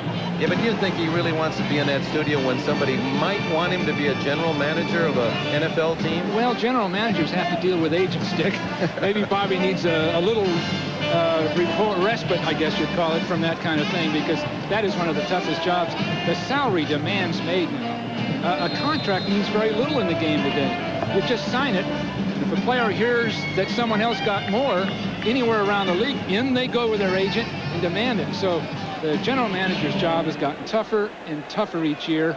And you need legal help. You need assistance to work on the lesser contracts. It's an industry in this day and age. 3rd and goal for the Raiders at the 7. Alexander, the motion man. And it's incomplete and almost intercepted. Patrick Hunter diving in front of the intended receiver, Willie Gault. So the field goal unit on for the Raiders. This is really a godsend for Seattle to get out of this with 3 points. Another 7 would have made it very difficult, because the Raiders then obviously in the second half could have pass rushed most every down. Jager, who hit one from 45 yards. This one will be from inside the 15, a 24-yard attempt. It was a 24-yarder for Seattle that was blocked. And this one is blocked. Free ball. And Seattle unable to pick it up and run. Now they do. And it's fumbled again. And Seattle maintains control. That would have been, had the Raiders fallen on it, Seattle had control. The Raiders could have gotten it right back. Well, we had an unblocked man come right up the middle on that, and we were just so bragging about the Raiders special teams. And we're going to get a unblocked man right here coming right up inside. Apparently, I've got the wrong side. Hold on. We go inside one hole further, and obviously the guard didn't block down. The right guard. Take a look right there. Clean, unblocked. Joe Nash, who has a habit of blocking kicks in his career. He's been outstanding, the veteran from Boston College. It still is now at this point, Seattle has control, and if Eugene Robinson and lateraling the ball, had the Raiders picked it up, they would have regained possession at that point. Boy, that was a risky thing for Robinson to try a lateral. 29 seconds. Craig to Blades, complete, and Seattle will spend a timeout. They have 2 remaining and 21 seconds to go, so Chuck Knox figures maybe they hit a couple of passes, can get into field goal range. And there is Joe Nash, the man who blocked the 24-yard attempt. Nash has now his 5th blocked field goal in his career, and 7 total, counting 2 extra points, a Seahawk record. Well, if no one blocks you, he could get one every day, every time he wasn't touched. You know, one thing we really emphasized with the 49ers over the years, those players that don't handle the ball, that get it by an interception, picking up a fumble, a blocked field goal, protect the ball, think of the ground, don't think of anything else. Think of protecting that ball, because they get hit from angles that Marcus Allen doesn't get hit from. they get hit from every angle. They're not accustomed to it, so the ball will pop out of it every other time. So just watch on interceptions and things like that. The fumbles that'll occur because the man with the ball isn't used to handling the ball, and also the people that tackle him, he can't account for. Where a Marcus Allen or a Williams rounding that corner, they'll know just who's about to hit him. Dave Craig, who has misfired on only 3 passes. He's 14 for 17 in this half. 21 seconds remaining.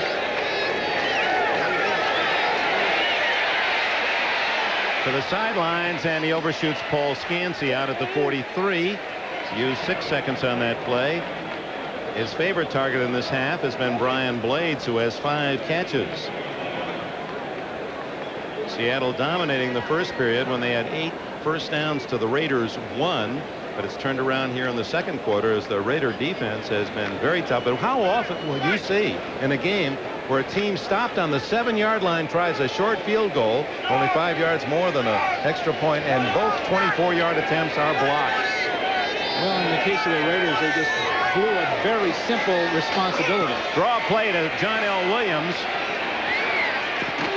He didn't get out of bounds. Yes, now he did. They said his feet went out at the 31, and that would be, well, very close to a first down. 7 seconds showing on the clock. This then probably the final play of the first half for Chuck Knox. Well, the thing you want to avoid in some of these kinds of situations is a turnover. Because if the Raiders got the ball now, they just simply kick the field goal. So it's very unlikely in 7 seconds you're going to go 70 yards. So you've got to really be careful of a turnover. The crowd will boo when you hand off that run, but you just got to play good, solid percentage football. Triple right. 6 defensive backs for the Raiders, and Craig looking for the bounce. And it's incomplete down at the 32-yard line. Mike Harden, the former Bronco, up over the pile to knock it away. And that is the end of the first half. Both coaches will go to the locker room saying, hey, we can't leave the ball on the ground. You can play it from both sides. We could be so much farther ahead. But it is the Raiders by 3 at the intermission.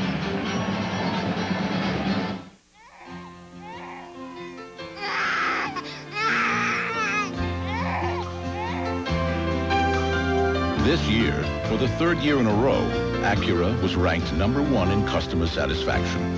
A fact that should surprise only those individuals who have yet to drive a car like the Legend sedan. Build on the theory that while the destination is important, the journey is the ultimate reward. As the #1 receiver in NFL history, Steve Largent of the Seattle Seahawks has faced many challenges, but none were as tough as when he and his wife, Terry, were told that their 4th child, Kramer, was born with spina bifida. It was one of the lowest points in my life. No, I was crushed. Really just a huddled mass in the corner of the room, sobbing my eyes out. We've been very fortunate in our circumstances in that we have the resources and the faith to pull us through a tough situation like this. But there are lots of people that aren't able to do that, and that's where the support from United Way comes in. Lots of families that need United Way to help them through a situation like this. For us, Kramer is like all our children. Already he dreams of being a cowboy. The hopes and dreams of many children and their parents are counting on the United Way. That's why your support of United Way is so important. United Way, it brings out the best in all of us. This message furnished by the National Football League. NBC sports coverage of the National Football League is brought to you by Acura. Precision crafted performance exclusively at your Acura dealer. NFL halftime activities will continue after these messages from your local station.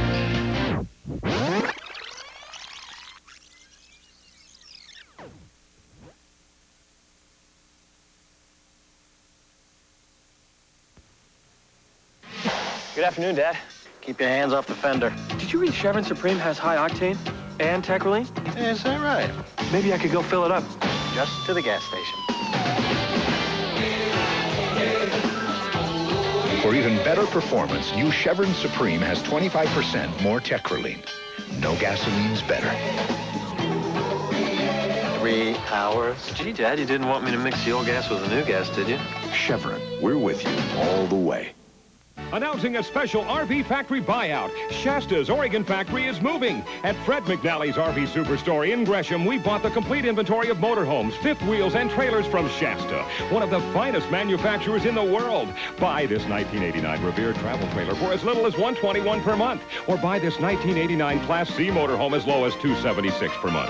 Factory buyout savings on Shasta RVs while they last. I'm Fred McNally, the RV man. Don't miss this great sale. Pete Schulberg and Tracy Berry, weeknights on News 8.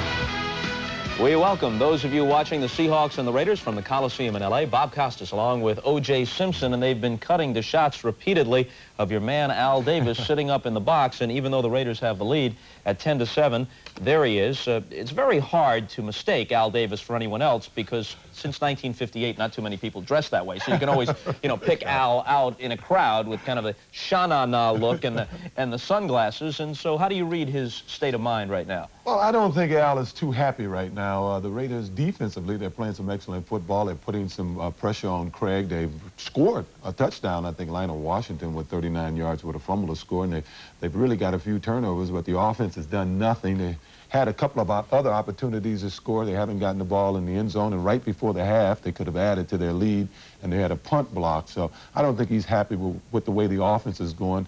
I personally think he has the wrong quarterback in there. I think if they put Berline in instead of Schroeder, he throws a better short pass. He's got a lot invested in Schrader, though. Made the deal, you know. Yeah, and a lot of people feel that that may be a problem out there because for years he went with Wilson when most of the fans anyway didn't think Wilson was a guy, but they paid a lot of money for Wilson, and that seems to be the same case with Schrader now. Okay, let's go quickly through the scores. The Raiders, as we told you, with the lead at 10-7. The Rams playing at San Francisco, NFC West matchup, both clubs 3-0, and the lead for the Rams at 10-9. Jim Everett with a 65-yard scoring toss to Willie Flipper Anderson for the Ram TD, and they have the 1-point lead at the half. Phoenix in temperatures of greater than 100 degrees at home on an Al Del Greco field goal of 36 yards, leading San Diego 3-0 at the half. The Giants at 3-0 lead the 0-3 Cowboys 20-6, also halftime in Dallas. Phil Simms has a 33-yard scoring throw to Dave Meggett. Troy Aikman injured the index finger on his left hand in the second quarter, not his throwing hand, but they took him out anyway,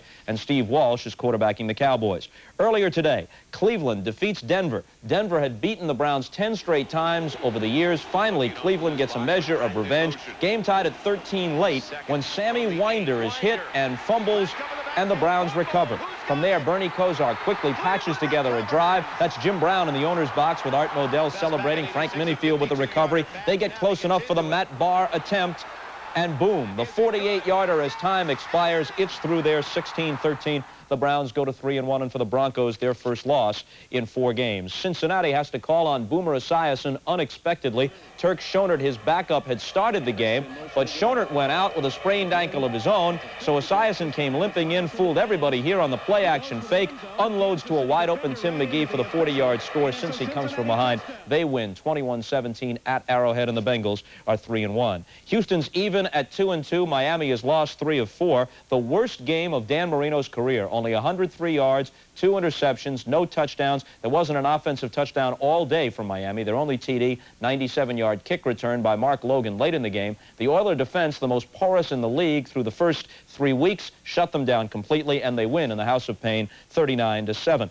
Washington down 14-3 at the half is helped by 4 New Orleans turnovers. They win on Chip Lohmiller's 3rd field goal of the game, 16-14, and they even their record at 2-2. Jim Morris Saints, a disappointing 1-3. Pittsburgh, the laughingstock of the league after the first 2 weeks, suddenly has won 2 in a row. They prevailed today at the Silverdome, 23-3. Bubby Brister with a 48-yard scoring pass to Lewis Lips. Wayne Fonts and the Lions are now 0-4. Rodney Peete started at quarterback today for the Lions. Couldn't get them into the end zone. Indianapolis beat the Jets Jets 17-10 on Clarence Verdun's 49-yard punt return in the fourth quarter for the game-winning score. The Jets had led 10-0 at halftime, courtesy of Eric McMillan's 92-yard interception return for a TD and a Pat Leahy field goal. They couldn't score after that, and the Colts come from behind to take it. Minnesota, playing at home, evens its record at 2-2. Tampa Bay has the same mark after 4 games. 17-3 the final score. Wade Wilson injured. He dislocated a finger on his left hand. He was taken out and replaced by Tommy Kramer, who hit both Anthony Carter and Leo Lewis for touchdowns, and the Vikings win by 14. Buffalo takes it at home and easily against New England, 31-10. Another big day for Jim Kelly. 3 touchdown passes. He and the Bills are 3-1. New England falls to 1-3. Doug Flutie started at quarterback for the Pats. Totally ineffective in the first half. Did throw a 20-yard scoring pass to Cedric Jones in the third quarter, but by that time, the issue was no longer in doubt. We do want to show you one play from today's game at County Stadium in Milwaukee. Atlanta lost it, and this is one reason why. Deion Sanders takes a kick at the 4-yard line and appears to have a 96-yard kickoff return for a TD. You recall in week 1, he ran a punt back for a score, looked like he'd add a 96-yard kickoff return to his portfolio. It was called back by a holding penalty. Had it stood, Atlanta likely would have won the game. Instead, Green Bay, down 21-6 at one point, rallies to win. They're 2-2. Atlanta's 1-3. The final at County Stadium, 23-21. And when we come back here at halftime, we bring Ralph Wiley and Bobby Beathard, the insiders, back for an encore performance, so stay with us. The perfect marriage goes wrong. He is still my wife! A woman's shocking story of abuse. He's threatening to kill me. And the system that let it happen. He's still your husband. Nancy McKeon in a powerfully moving performance. He has a right as a citizen to stand on the street. Not my street. Her fight for the dignity of women everywhere. A cry for help Monday. Turn it up, the game's almost finished. How's that? Go get 'em, boys. 4th and 2. It's the Oregon Lottery Sports Action Game. It's new each week, and all you have to do is pick the winning football teams. What are you doing? Playing football. Oh, yeah? How are you doing that? Clipping! That's clipping, you bozo! If you want to play, you'll need a program. You don't have to be a sports nut to win. Like this one? Yeah. But it doesn't hurt. Get in on the action.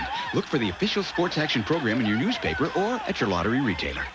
Pete Schulberg, The Experience Shows, weeknights on News 8.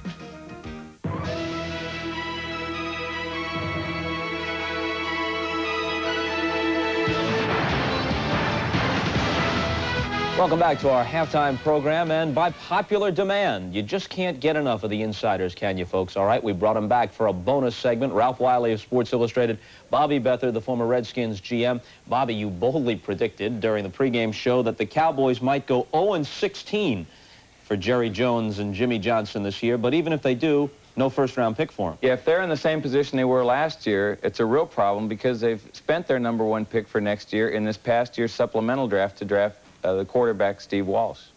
How about this upsurge in scoring all of a sudden, Ralph? You have any take on that? After the first 3 weeks of this year, there's a higher average points per game, both teams combined, than in any opening 3 weeks in the history of the league. 2 theories, Bob. The first is that the defenses are taking a lot more risks, and Bobby can talk to you about this later. Teams like Indianapolis, teams like New England, they're blitzing a lot more and therefore leaving themselves vulnerable to the big plays and making big plays as a defense, fumble recoveries, interceptions for touchdowns and near touchdowns. However, there's another theory that says some of the Plan B free agents, for example, the Raiders defense used to be known as the 11 Angry Men, but they gave up linebackers Rod Martin, Matt Millen, Lyndon King, and replaced them with Plan B free agents. So now instead of 11 angry men, there are 11 slightly perturbed men. Well, I think, Bob, is these high-risk defenses are causing more points. But years ago, they made a new rule change with the intent to help offenses, and that's let the receivers run free in the secondary. You could only one bump, and then they're free. But that's been in for a long time That's been in, but that helped it. Then there's a real shortage of defensive linemen that can rush the passer. When you go out looking for linemen, they just aren't there. So you have to get linebackers that can rush. Now you've got a combination of rushing your linebackers, your defensive line, anything to put pressure on the quarterback. That leaves the secondary vulnerable. You're getting the quarterbacks to find those vulnerabilities and exploit them. So the other thing that's helping the big point upswing in this league now is the high-risk defenses. Every once in a while, they hit it big. So there have been more touchdowns scored by the defenses this year than ever before.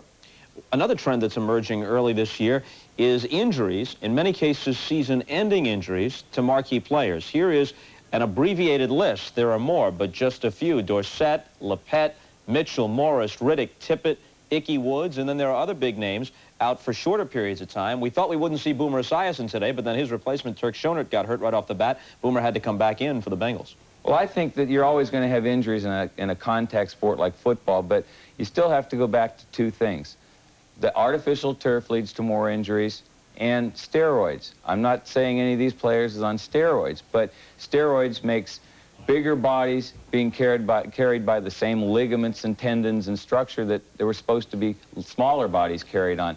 And you have to have injuries. The only thing with steroids, the only result is going to be serious injuries. But I think we're going to see more and more of it until they shut it out. Very briefly, you think it's possible that management would give on the subject of artificial turf and give the players what they want? Never.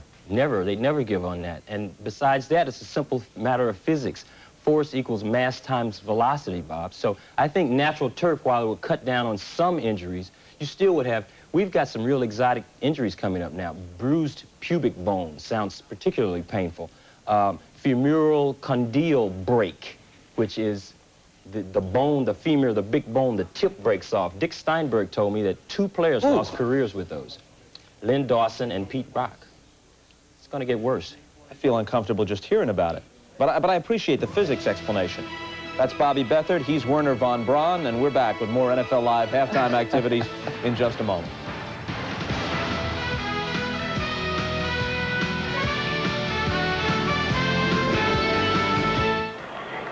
The offense of these two teams managing only 1 touchdown, that by the Seahawks. The Raiders scored coming on a fumble recovery. Just as I said at the start, Bill Walsh, it's going to be a high-scoring spectacular, just like the 2 they had last year. How do you figure it? Well, I don't know. Some breaks going either way. I thought Seattle was going to do it. I really did. They were controlling the ball, handling. I thought they got a little bit casual as the game progressed. Now they're going to have to pick it up again, I'll guarantee you that. But Seattle can do it. They play on emotions. They've got a truly great coach, Dave Craig.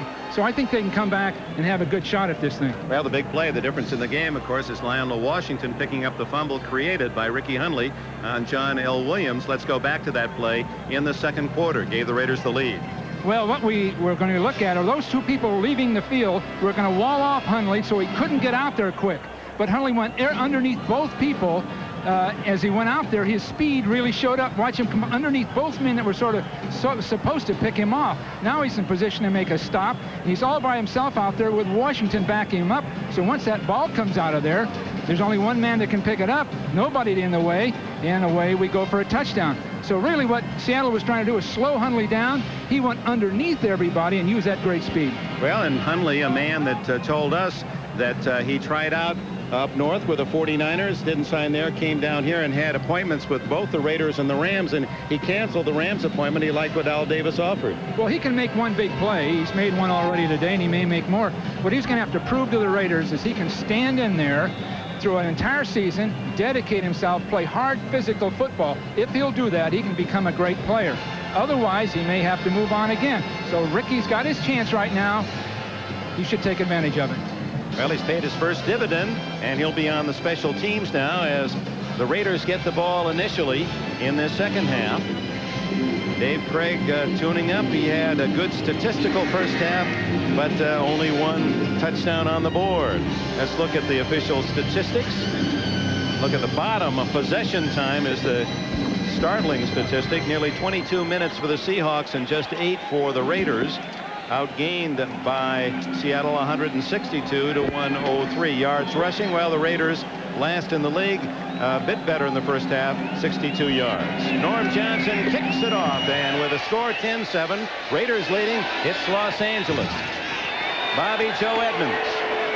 Oh, what a hit at the 24-yard line. Alonzo Mitz and Darren Como along with David Hollis. Oh, my.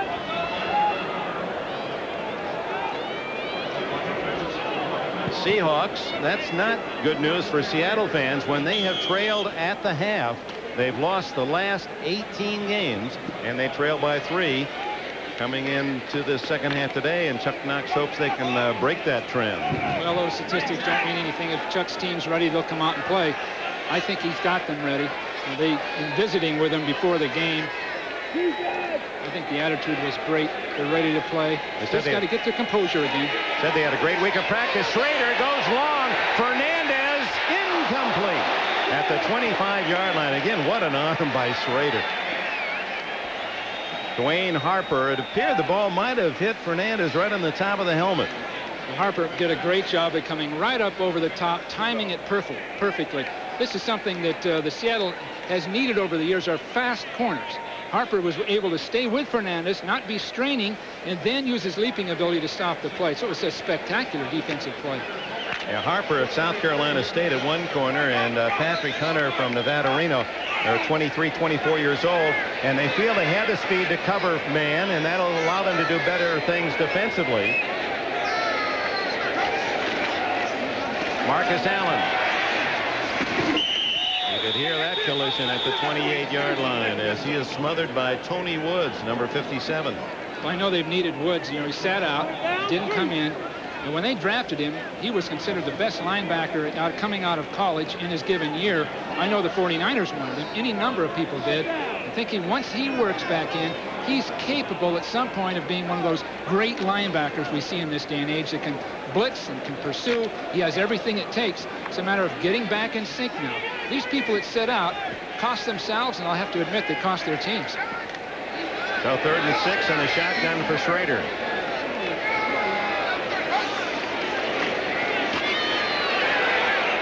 Underneath.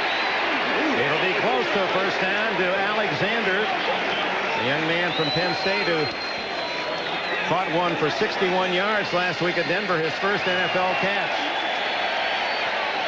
The ball spotted and a first down at the 34.5. The Raiders think that Alexander really can be a receiver of the future. He's got good size. And there's this strength. You see, he's knocking his man right off him. That's that strength. He's 6'3", almost 200 pounds, and an athlete that big, just like a Jerry Rice, can take their man on at the line of scrimmage, and that power will get him a clean release. First down on his initial catch of the day. Vance Mueller, his first call, and he's to the 42-yard line to match the number on his back. That's a good gain of 7 on first down, and the Raiders in the first half averaged over 7 yards on first downs. Seattle's average was just over 2 on first down. You subscribe to that, how important that first down play is? Oh, sure I do. The key on first down is to mix it up. So many people will test the run every first down and get so cautious about it that they're absolutely predictable. So you can have to throw, I believe, about 50% of the time on first down, but then again, run on second and third down. You've got to keep people off balance. Second and short, and Marcus Allen has a first down and more as he invades Seattle territory to the 49. Darren Como and Tony Woods with a tackle. Those tackles are in the stat stick, but they're occurring way down the field. At this point, the Raider tackles are doing an excellent job of controlling the people in front of them. And with that happening, you're going to get a ball carrier able to cut back behind everything. There it is. See, that was a nice example of how a line has to work in rhythm. When they stop the freeze the camera there, all 5 linemen were in the same position, same first step. And Jacob Green didn't quite fill down that line of scrimmage behind Joe Nash. Just starting the second half, the Raiders lead 10-7, and Steve Smith, former Nittany Lion, is down to the 45, a gain of nearly 4. David Wyman and Nesby Glasgow made the tackles. Well, Wyman's having an excellent year. He's developing into a truly fine linebacker. You know, the contrast, here's Wyman, a Stanford graduate, and Bosworth being real good friends. And as we visited with Dave Wyman, he spoke in glowing terms about Bosworth. On the other hand, Bosworth isn't with the team today. He's not coming to the facility every day.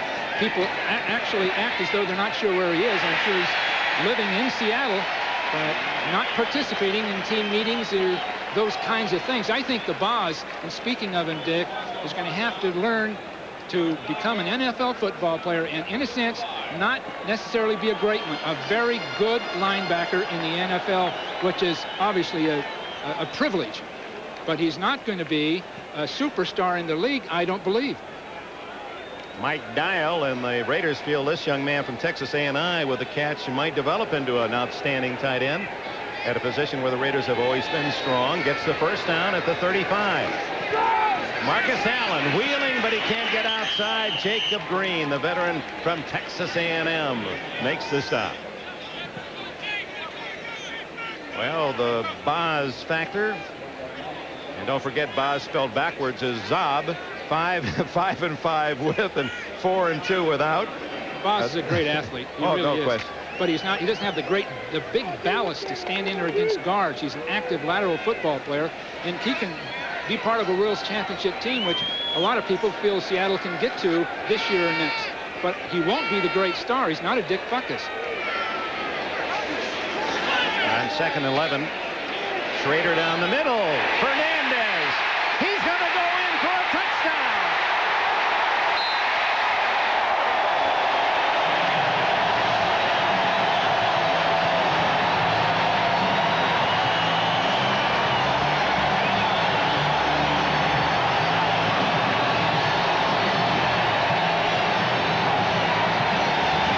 When we talked to Fernandez 2 days ago at camp, we asked him what he did best. He said, it's what I do after I catch the ball. Well, his size really helped him on this play. Good speed down the field, and when he breaks laterally, watch that big size help him. He's strong, physical, and that's what makes the difference. 6'3", over 200 pounds, and those smaller corners have a tough time dealing with this size man. Jager, who has hit the upright on an extra point and had a field goal block, gets the extra point. Fernandez, acrobatic and almost ballet-like as well on this reception as he breaks the tackle of Hunter and then skips over the backup of Eugene Robinson. And that's what Schrader can do best, Dick, that big, quick, strong arm. And Fernandez has his 4th touchdown of the year. We'll be back in Los Angeles after these messages. The most important asset for a running back to have to be a great open field runner is the ability to run under control and have an idea of what the responsibility of the defenders are supposed to do. And they don't have an idea where I'm going, so obviously have an advantage. Very, very special feeling when you break tackles and you get into open field and you make a few guys miss and you score a touchdown. The feeling's like no other. Honda, it's the finer points that make the difference.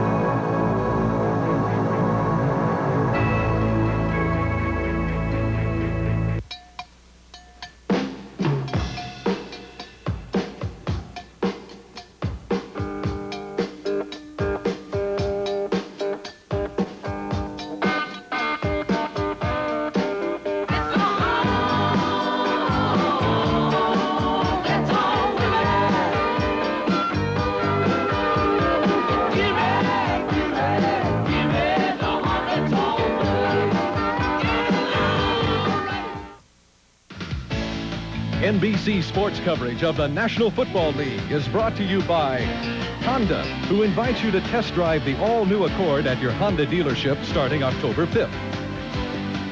By Budweiser, Beechwood aged for that clean, crisp taste. This Bud's for you. And by the Upjohn Company. If you're concerned about hair loss, see your doctor. Now the Raiders open the second half with a very impressive drive. Jager kicks to David Hollis, and he's tripped up from behind by Steve Strahan at the 13-yard line. Looking back at that touchdown, you see almost a perfect play. Excellent pass protection for Schrader. Dial holding people up here, and then Fernandez running his deep in pattern right here. A beautiful shot down the field. Only a guy like Schrader or an Elway with that big arm. Look at that pass protection, drilling that ball, carrying right to the receiver. Then Fernandez's strength did the rest. Fernandez 4th catch of the game and Schrader's first touchdown pass today. And it's 17-7 Los Angeles. Craig comes out throwing on first down. Has a man wide open, the tight end Tyler. And he spins to the 20-yard line in the grasp of Eddie Anderson. Well executed by Seattle. Excellent play fake, getting the tight end across the field. Well done. They're going to have to do that kind of thing to pull themselves slowly back into this game. Just the short ball control passing that Craig is so. He had a 48-yarder. Also a 36-yarder. His first attempt from 47 yards was blocked by the Broncos' Dennis Smith, who went in untouched up the middle. This time it'll be spotted at the 32, making it a 42-yard attempt. Remember, there's a new center in there now on the field goal team. The new center is Greg Ricosi. It's back, it's down, it's up, it's on its way, and it's no good.